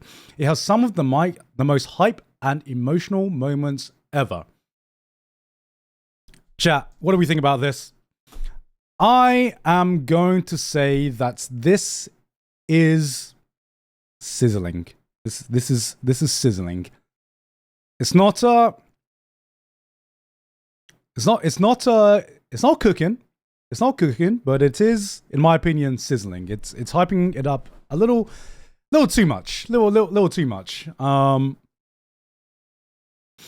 So, do I think that My Hero Academia is overhated nowadays? I do. And I've said this before in, I think, my previous tier list stream. I've realized that I have also shit on My Hero Academia before, but I don't do it. I think a lot of people don't do it because it's cool. I think a lot of people shit on it because they had an investment in the show. They had an investment. So the disappointment is stronger. As an emotional reaction, the disappointment is stronger because there was a time when they were really invested in it and they probably watched it for a little bit longer than they would have watched other shows because they hoped that it would hit those same peaks. But then they never ended up loving it as much as they did before. And that was my experience, where I am still up to date with My Hero Academia, and there is so much. Every time I talk about My Hero Academia, I always seem to complain about it more than I praise it. And it comes from that perspective because I can see all the good parts that it's doing, but it also hurts me so much because I can't unsee all the faults that I can see in it. So I don't think people shit on it because it's cool. I did think it had a cringe as fuck fandom. So I think every fandom that gets super popular is going to be cringe. All right. My Hero Academia had a cringe fandom. Demon Slayer had a cringe fandom. JJK had a cringe fandom. Attack on Titan for a long time had a cringe fandom as well. JJK versus My Hero Academia for the worst fandom. Let's talk about their fandoms in their peaks, okay? Because to me, My Hero Academia probably had at its peak of popularity, the worst of the fandoms. Because here's the thing. The MHA fandom was just cringe back in the day at its peak, right? JJK fandom is also peak. But the big difference is that their meme game is just top fucking tier, man. the JJK fandom, they were cringe, but at least they gave us something funny to laugh at, you know? At least they gave us the brain rot to laugh at while we like reveled in their cringe, man. The My Hero Academia fandom back in the day were fucking we're just shipping the cringiest fucking couples of all time, like Todoroki and his dad or some shit like that. It was like, bro, is this what you're unleashing onto the world right now? At least with JJK, yes, it's toxic, yes, it's cringe, but at least you give us some banger memes. At least you give us some banger memes, man. So, I would say that My Hero Academia did have a fucking awful fan base when it was at its peak. Not so much nowadays because the fandom is a lot quieter, but definitely at its peak. The show itself uses simple battle shonen tropes, but masters a lot of them perfectly. Now, I want to go back to a take I said earlier today regarding the writing and regarding the downtime of My Hero Academia. What I think is My Hero Academia's biggest strength is the character writing. The character writing of some of these stories are super fucking interesting, and seeing how the different generation have handled their previous, because the thing that's interesting is that you don't just see the current generation handling their trauma, you see adults handling the trauma of the pressures of being a hero back in the day, and you see how that trauma has been passed down in some ways generationally to the new generation. And I think that it has some like super interesting character writing in it. Endeavor, fucking great character writing. Bakugo, great character arc. Shigaraki as well. There was some really fucking his backstory. His backstory was actually really metal if you think about it. Hawks is a super interesting character as well. The biggest problem I found is that it has so many interesting characters, but it also has so many characters I don't give a shit about. And yet My Hero Academia insists to give almost everyone an equal amount of runtime. And it goes from like it goes from having a character arc I'm super interested in to just going to this other guy. Like, I don't fucking give a shit about the sugar guy. If you really wanted to make, I don't give a shit about the character arc of the guy who can talk to birds, man. I don't care about that.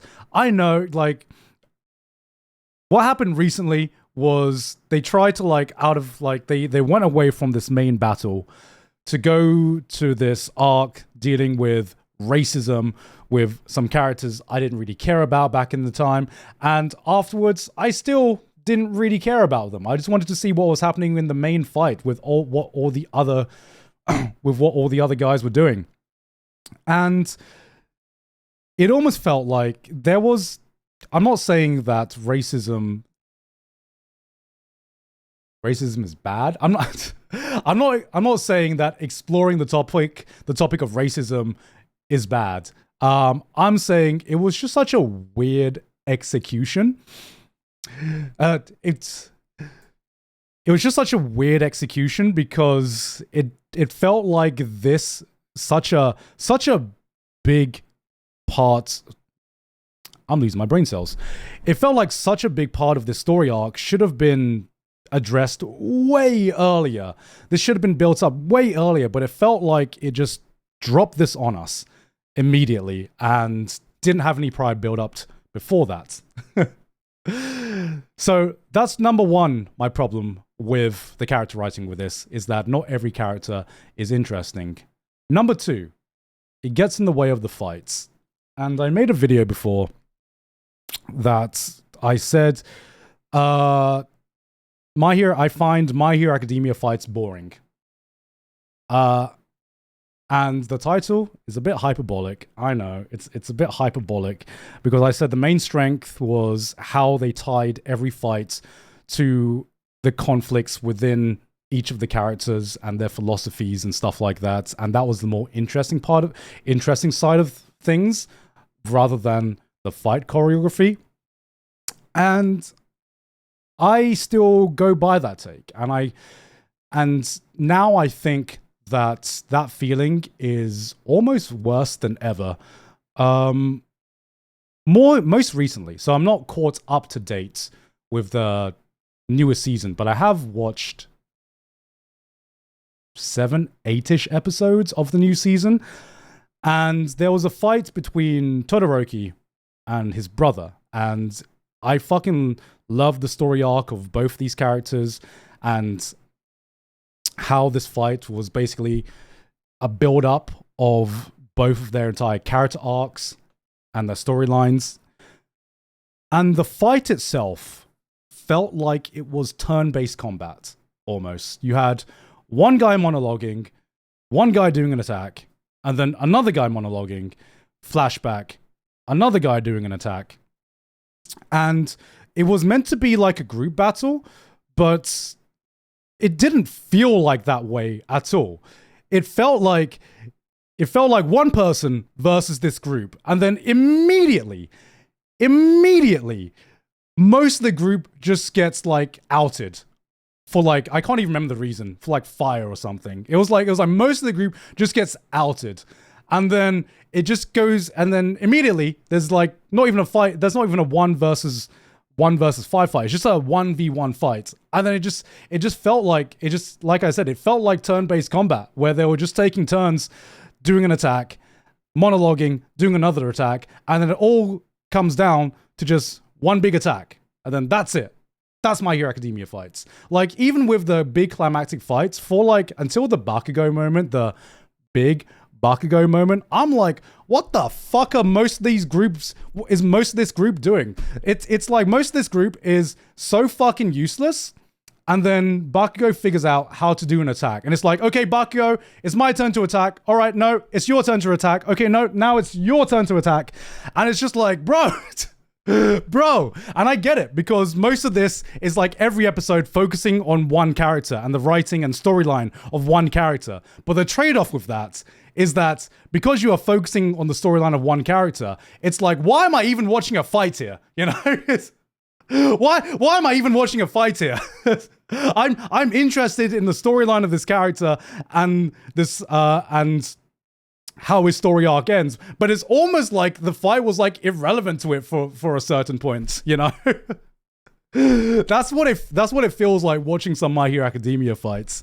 And this coming off of, like, you know, Demon Slayer season 2, where you had so many different fights going on at the same time, and you had Ufotable switching from like one fight to the next fight with like dynamic movement, and it just felt so cool seeing a fight on so many different fronts, to having the same kind of setup with these My Hero Academia fights, and it just being like, literally, it's just fucking Honkai Star Rail, you know?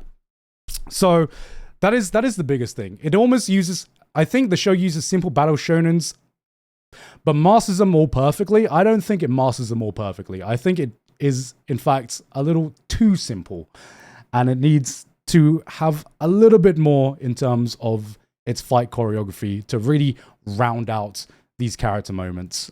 Because, like I said, that is the biggest strength of My Hero Academia. And so, for that reason, I would say that this take is sizzling. I think My Hero Academia may be overhated nowadays, but it is definitely not the perfect shows, and has some great moments, but also just has so many things that I wish it did better as well. And it just hits that sore spot of something that's so close to greatness, but there are so many things that keeps me from just like from grasping it. And that is my take. Okay.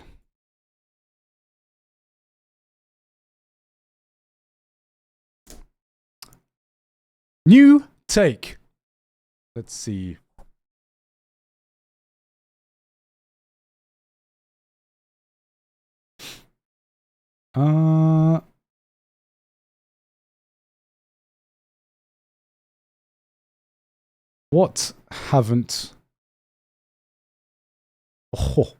What haven't we gone through yet?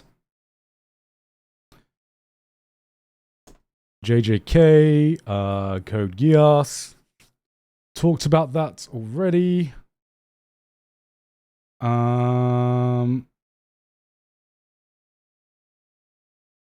Agent went in. I am so.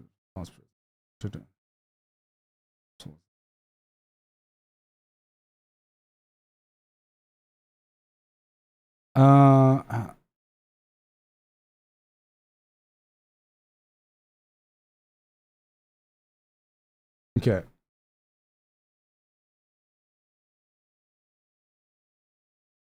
Here's an interesting take. Mugen says, I hate when an anime's entire premise lasts for a few episodes then becomes a drama. This is especially true for comedies.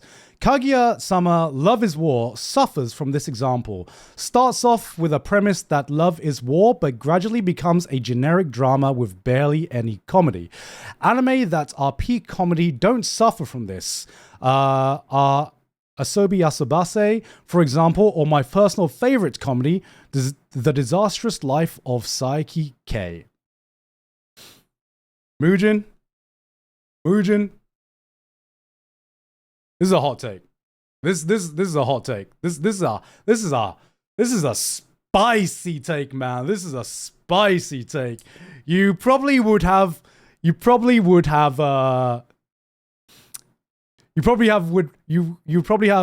more people who think you might be cooking if you literally didn't use Kaguya-sama Love is War. Because I think the big I just think that's a bad example, because I think Kaguya-sama Love is War is a great example of a show that can do both drama and comedy at the same time. So I'm trying to think. I'm trying to think. How hot is this take? Because I'm trying to think of other comedy anime that becomes a drama in the end, and I can't think of a. Can you guys think of a show that does this badly? I'm trying to think. Barely any comedy. Nisekoi? Ooh. Toradora? Nah. Shield Hero? Machine? No, Machines are great. Machines, okay. Okay. So I actually can't think of many examples that do this badly off the top of my head. Because most of the time, I don't really care about if a show starts off as a comedy and goes into a drama. I care mostly about the execution. And most of the time, I can think of when I watch a comedy show and it turns into a drama or has dramatic moments in it. Normally, it's just done really fucking well. Orimo, get the fuck out of here, man. You're get the fuck out of here. Like, shows that I think that do this. Kaguya-sama Love is War, for sure, does this. But I really fucking love the drama side of things. Because when a show goes into something more serious, I like that the series trusts that the audience will still stick with it, even if it decides to do something only different. If you're with a bro, and all he is there for is just to be the class clown and to make you laugh, then are you really a bro? If you don't like him at his worst, when he's down, do you deserve him at his best? You know what I mean? I actually fucking love it when comedy anime become more dramatic, because it makes me even more invested in these characters. Because if I'm more invested in these characters, they can do both comedy and drama at the same time, and it can do more than just give me a cheap laugh. If Kaguya-sama Love is War stuck with that premise for its entire run, it would have got boring so fast. It would have got boring so fucking fast, I feel, if it just stuck with that same comedy premise. But adding the drama to it added a new dynamic, added a new layer to what that series was. Same thing with, most recently, Losing Heroines, or Machine. I hope I'm pronouncing that correctly. Machine recently is a rom-com, and it has some great comedy moments in it, but also the dramatic moments help me get invested in each of the characters' storylines. And like I said, if you're just there for a cheap laugh, probably it's going to get boring. It's going to get boring eventually. right? Eventually. How do I pronounce Machine? Is it Machine?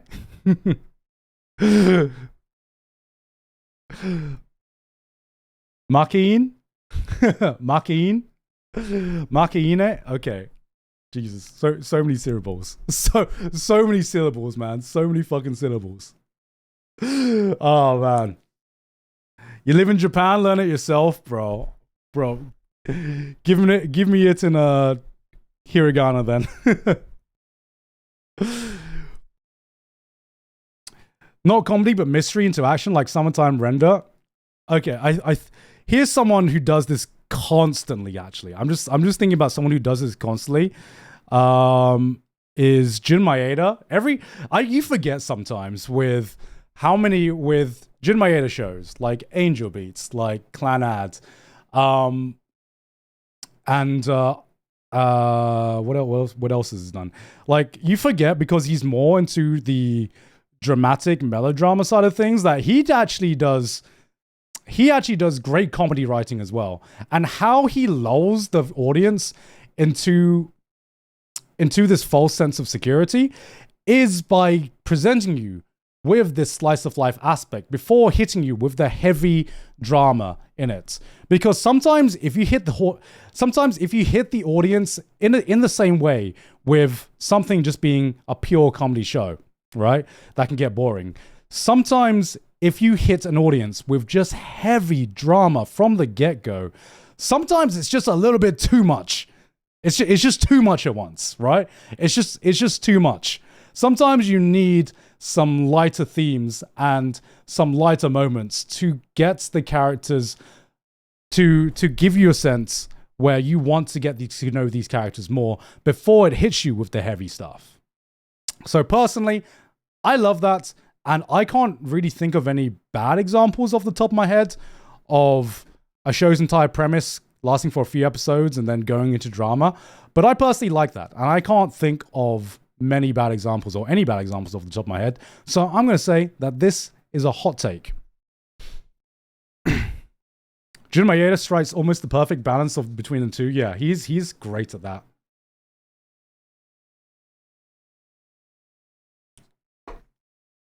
Cautious Hero, maybe? I didn't finish Cautious Hero. Unfortunately, Cautious Hero, I enjoyed the first few episodes and then started to get a bit boring for me. Like, this might be just me with comedy anime in general, but sometimes if you hit me on the head with the same kind of joke, then it kind of gets boring.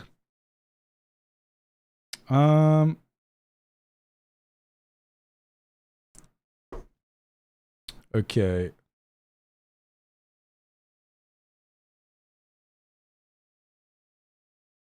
Let's see.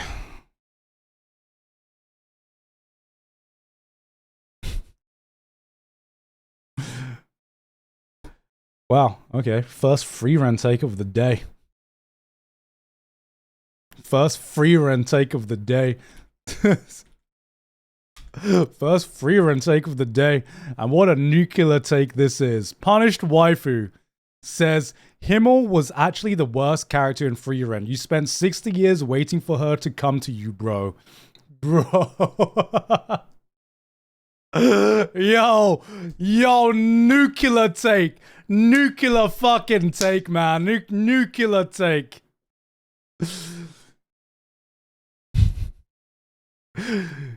He spent 60 years? This is what I call commitment, man. Giga Chad commitment. He didn't need any other hoes, man. He knew what he wanted and he waited. The problem wasn't with him. The problem was with Frieren, man. But he he had the patience of a monk and he didn't care. He died. He died happy, man. He died happy. He might have been a virgin, but he died a happy virgin. And at the end of the day, isn't that the point of life? To be happy, guys? Isn't that the point of life? Isn't that the point? You know? Did he, though?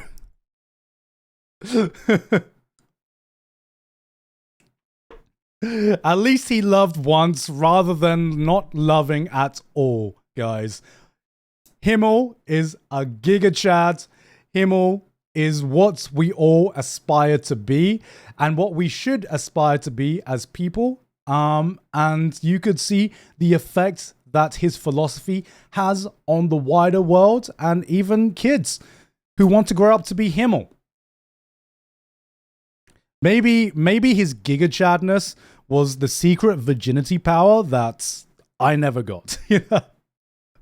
Maybe that's what you get for being the virgin for 50 years, man. You just awaken superpowers.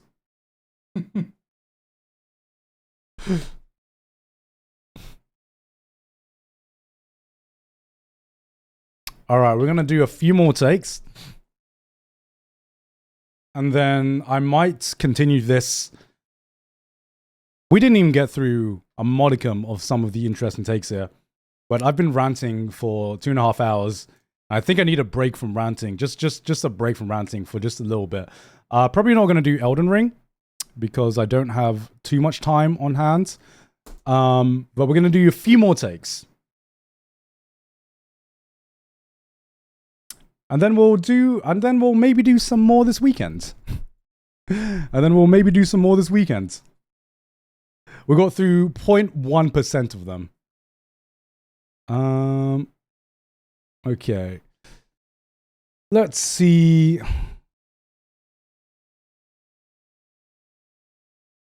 Let's see who has a take we haven't read yet. King Gant, what's the? I'm not a king. Give that to Himmel. Give that to Himmel. What's the next anime we watching? We are watching Overlord. We are watching Overlord next. And guys, I have clearance to do all 4 seasons. All 4 seasons of Overlord. All 4 seasons of Overlord, baby. We are actually doing it. 50 odd episodes. It is going to be a weekend marathon. So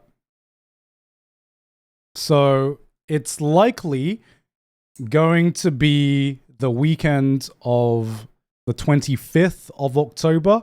I have not gotten final confirmation just yet, but I've pitched them the 25th, and it's probably, I haven't decided if it's going to be 2 days or 3 days, but I have a feeling it might be 3 days.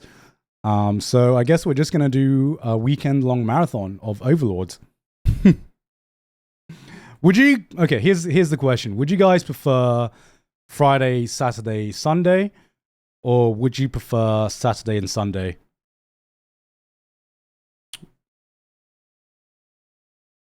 Three? Friday, Saturday, Sunday?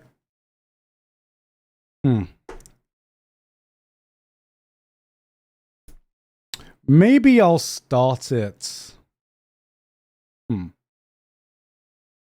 For the Americans, maybe I'll start it Saturday morning and do 2 seasons on the Saturday, and then do 1 on Sunday and 1 Monday morning, which is still technically Sunday night for Americans and Europeans. Maybe I'll figure out the schedule, or maybe just do it Saturday, Sunday. And just raw dog it. and just raw dog it. So I've pitched, is it this Saturday or next? No, it's about like 4 weeks away. So we got time. We got time for it.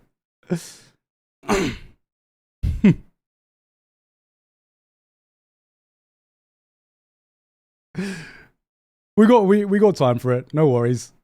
Let's see what else we got. Ooh. Spicy take. Region locking has not been confirmed yet, so I'll have to get back to you on that. But it will be streaming on Twitch and YouTube. So if you happen to be region blocked, then guys, just saying, some services work for YouTube that don't work for Twitch. So if you use coupon code GIGUK to sign up to certain services, then you can still watch it on my YouTube stream. All right, let's hear this one. Bible Black is the pinnacle of hentai. Hentai? Bible Black is the pinnacle of hentai. You get a somewhat decent story, at least for porn. There is a good backstory, which gets a 2-episode OVA. Character designs are great, the animation is good, it's uncensored, and they gave us a sequel and a movie in addition to the prequel. Nothing really comes close these days. What is he talking about? I've never heard of this before. Bro is cooking. Bro is cooking. You know what? I'm gonna be a boomer. I'm gonna be a boomer, guys. Kanajo is Kanajo better? Nah. They don't make them like they used to. They just don't make them like they used to, guys. I'm going to be that person. They don't make them like they used to. Hentai back in the day, way better than what we get today. I miss the days of 30-minute episodes with actual plots in between all the cultured scenes, man. With actual plots in between the cultured scene. Nowadays, it's all about the 15-minute episode. Just speed run through everything and just give me a 15-minute short OVA. I'm like, what the fuck is this?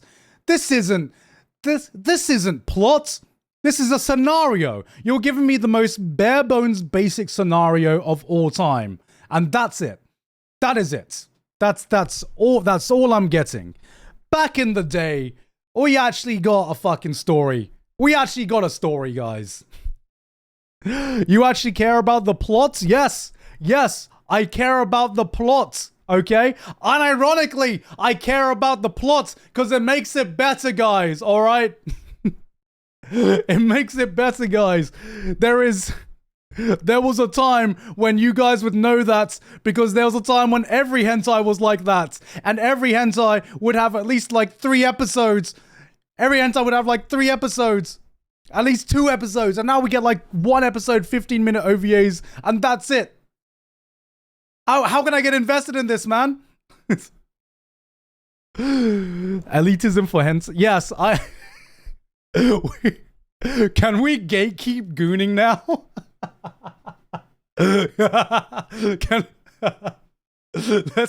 Let's just gatekeep jacking off. Kids these days, the fucking new generation don't know how to do it correctly, man.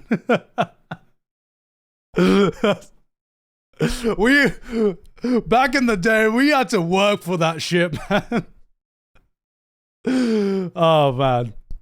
But unironically, I do think that Bible Black is the pinnacle of hentai, man. It has everything. It has a backstory. It has lore. It has amazing scenes. I unironically think that Bible Black still has better animation than most copy-paste hentai that gets released today. I actually think a lot of hentai back in the day had better animation and better character designs. I feel like there were way more variety in the aesthetic and character designs now. And nowadays, so many hentai just look the fucking same. They just look the same. And I'd say there's more interesting things going on in the doujin scene, which is obviously why a lot of people are saying doujins are better. But I like my movement. I like my movement. I like my fucking sound effects and stuff. Doujins are better in a certain sense, but I would just prefer it just to have it be in hentai form, man. Pink Pineapple used to be good. Now it's like a 50-50, you know. Now it's a 50-50. Before, Pink Pineapple used to be like banger, banger, banger, banger. And now it's just like, okay, maybe this one is cooking. And sometimes it's just like, okay. You've gone down the Queen Bee route. So I'm gonna say, Azahara, you are cooking, my dude. I agree. We peaked with Bible Black, and we have never reached that pinnacle ever again. We're never gonna get another series like Bible Black that started with 6. Can you imagine a hentai these days getting 6 episodes, and then on top of 6 episodes, you have a sequel series with like another 6 episodes, and then a prequel series, and then side stories? What the fuck? This is like the Fate equivalent of hentai, man. The Bible Black universe goes hard, man. It goes hard. Oh, man. Unheard of, man. All right, what's next? Fate. Dog. Fate is hentai. No, it's not. No, I don't know what you're talking about. Fate's not hentai. Fate. Excuse me, sir? Excuse me?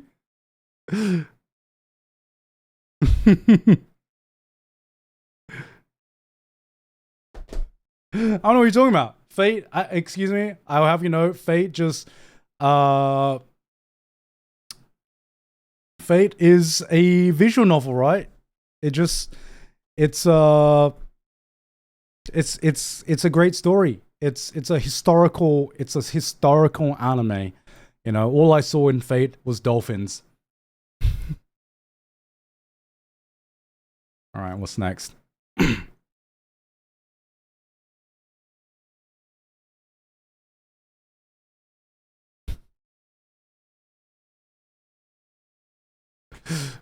What's next? What's next? Oh. Vivi says, School Days is often unfairly rated and gets a ridiculous amount of hate despite having achieved everything it set out to do as a deconstruction of the 2000s anime harem genre, as well as showcasing the infamous bad ends the game was famous for in the first place. Joey, you can't trick me, Joey. You can't trick me. I can see that this is an alt account, Joey. This is an alt account. This is an alt account, Joey.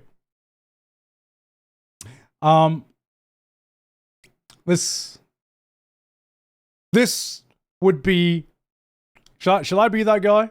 Shall I be that guy, guys? Shall I be that guy? Visual novel did it better. Visual novel did it better.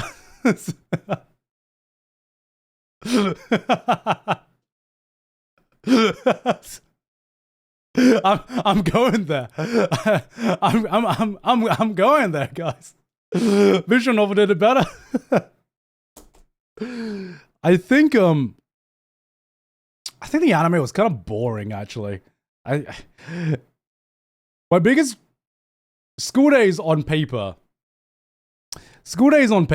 should really be up my alley. It should really be up my alley for like trashy romance anime. And you compare it to other romances like, you know, Domestic Girlfriend, fucking what other shows go into this direction?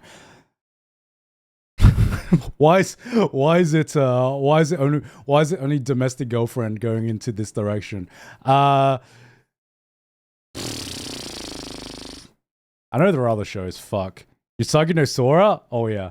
White Album? Yeah. White Album, domestic girlfriend, Oromo. Don't say Oromo. We're not saying Oromo, guys. Scum's wish, yeah, Scum's wish. But unfortunately, I just think that School Days, the biggest problem with School Days, aside from making every fucking uncharacter unlikable as fuck, which isn't necessarily a bad thing, I just think it was really, really fucking boring. And it was only within like the last few episodes that it really started to pop off, man. It was only in the last few episodes that you're like, oh, okay, this is fucking spicy. This is fucking spicy. But before that, it was just really generic. It was really generic right up until the end. Like I'm talking like the last 2 episodes where it was just like, holy fucking shit. And it just felt like it just slapped you in the face with a lot of that. And at this point, I didn't fucking give a shit about the characters. This just felt more like it was a shock factor for shock factor's sake. When I first watched School Days, it was like, it gave me a primal kind of like anger towards Makoto, the main character, and some of the female characters as well. And it gave you satisfaction. It gave you that satisfaction in the ending, but I really feel like it was just, you know, it's not something that I have any interest watching twice, because I don't feel like it has much more going for it once that shock factor is revealed. And I don't think calling it a deconstruction of 2000s anime harem genre is enough of a defense to just defend the first 9-ish episodes of it, which were just, from my memory, just pretty fucking boring, man. If you're gonna give me some spice, just give me more spice, man. Give me more turns. Give me more twists and turns. Don't just throw everything in on the last episode. Give me more twists and turns than that, man. So this is a hot take for me. And Joey, it's okay. You tried your best, Joey. I know this account was made 5 minutes ago, but Joey, it's okay. It's okay, Joey. I'm joking. Sorry, sorry, Vivi. I know.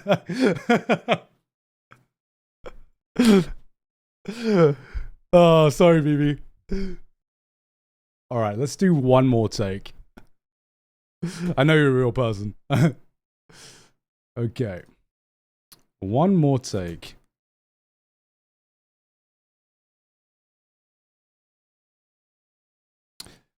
Symphogear, haven't watched that yet. Give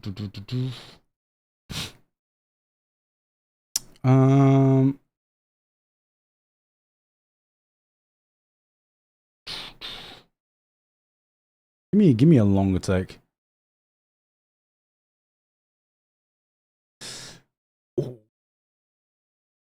Ooh, ooh, ooh, ooh, ooh. Oh, this should be interesting. Jusagi says, with some exceptions, the second a shonen anime resorts to the tournament arc, it's when the plot becomes creatively bankrupt. At best, it's buying time for the mangaka to come up with something interesting to happen. At worst, it bloats to encompass like 100 volumes of the manga and goes nowhere. Ooh! Wait. Hold on a second. But I love tournament arcs. Tournament arcs are fucking great. But he's kind of cooking. He's kind of cooking. He's actually kind of cooking, man. But I love tournament arcs. I fucking love it. Tournament arcs are great. But shit, man. Shit. I can't.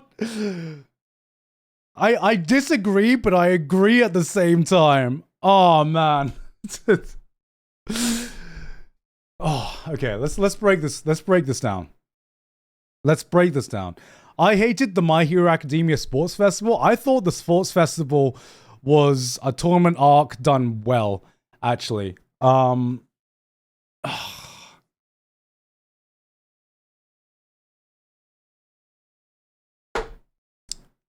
Let's break this down. Okay. What are some bad tournament arcs that I can think of? Is there such a thing as a bad tournament arc? One Punch Man season 2. I think it was good in the manga. Dragon Ball Z. I mean, that was just Natlin. I haven't watched Natlin yet, so Shield Hero Tournament arc, yes. Frieren's is bad? No, I don't think so. Alright.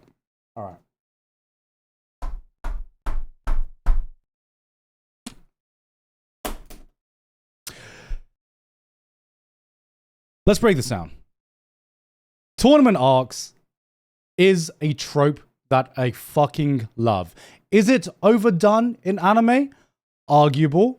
It is probably arguably overdone, but it's such an easy way to bring hype into a series, and it's such an easy way to get me hype in a series, because tournament arcs are just fucking fun.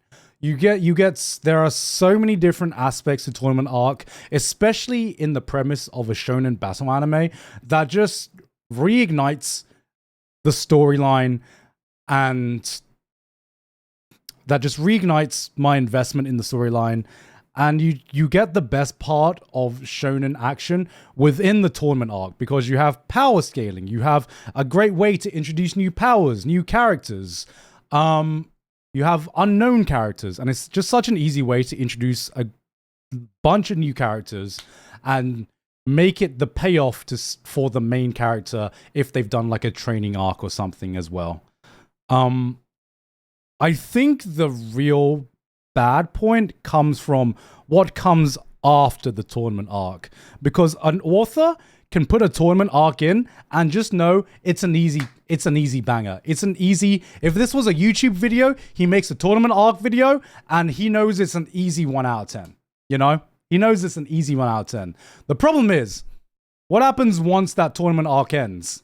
Do you have a plan of where to go once the tournament arc ends? Or is it just going to be... Are you just putting the tournament arc there because you know that a tournament arc is probably going to go down well and you kind of don't know what you want to do afterwards? I feel like the best tournament arcs have a good build-up and are put into the right place. Naruto, for example, the Chunin exam arc is one of my favorite tournament arcs, aside from the Dark Tournament, because you have one tournament you have one arc that basically introduces the concept of ninjas, introduces the main core cast, and then the tournament arc was just such a cool way to show you not only cool characters, but be like, wow, by the way, there are ninjas from this village, from that village, from those villages, and you're like, oh shit, this just expanded the whole world. But at the same time, it results in some of the best shonen has to offer. Think of the Chubin exams. It pretty much was that time for Kishimoto to plan out the rest of the series, and it cooked. You literally just went off on what I was talking about. You have ninjas from this village, that village, those village, and it just set the stage to just, after the tournament arc, really expands the world of Naruto to just more than just the Leaf Village. And that was such a good use of the tournament arc. The second problem is if you overuse the tournament arc. Okay, every series, you get one. You get one, guys. You get one. You get one tournament arc to get people hype. 2, kind of pushing it. Only a few series have done that well. Yu Yu Hakusho being one of them. Only a few series have done that well. But at 2, you're like, okay, I see this. I see you already. I see you. Unless you're going into more of a sports anime kind of territory, unless you're going into more of a sports anime kind of territory, I think the audience is just going to get tired of that trope because we've seen what it is.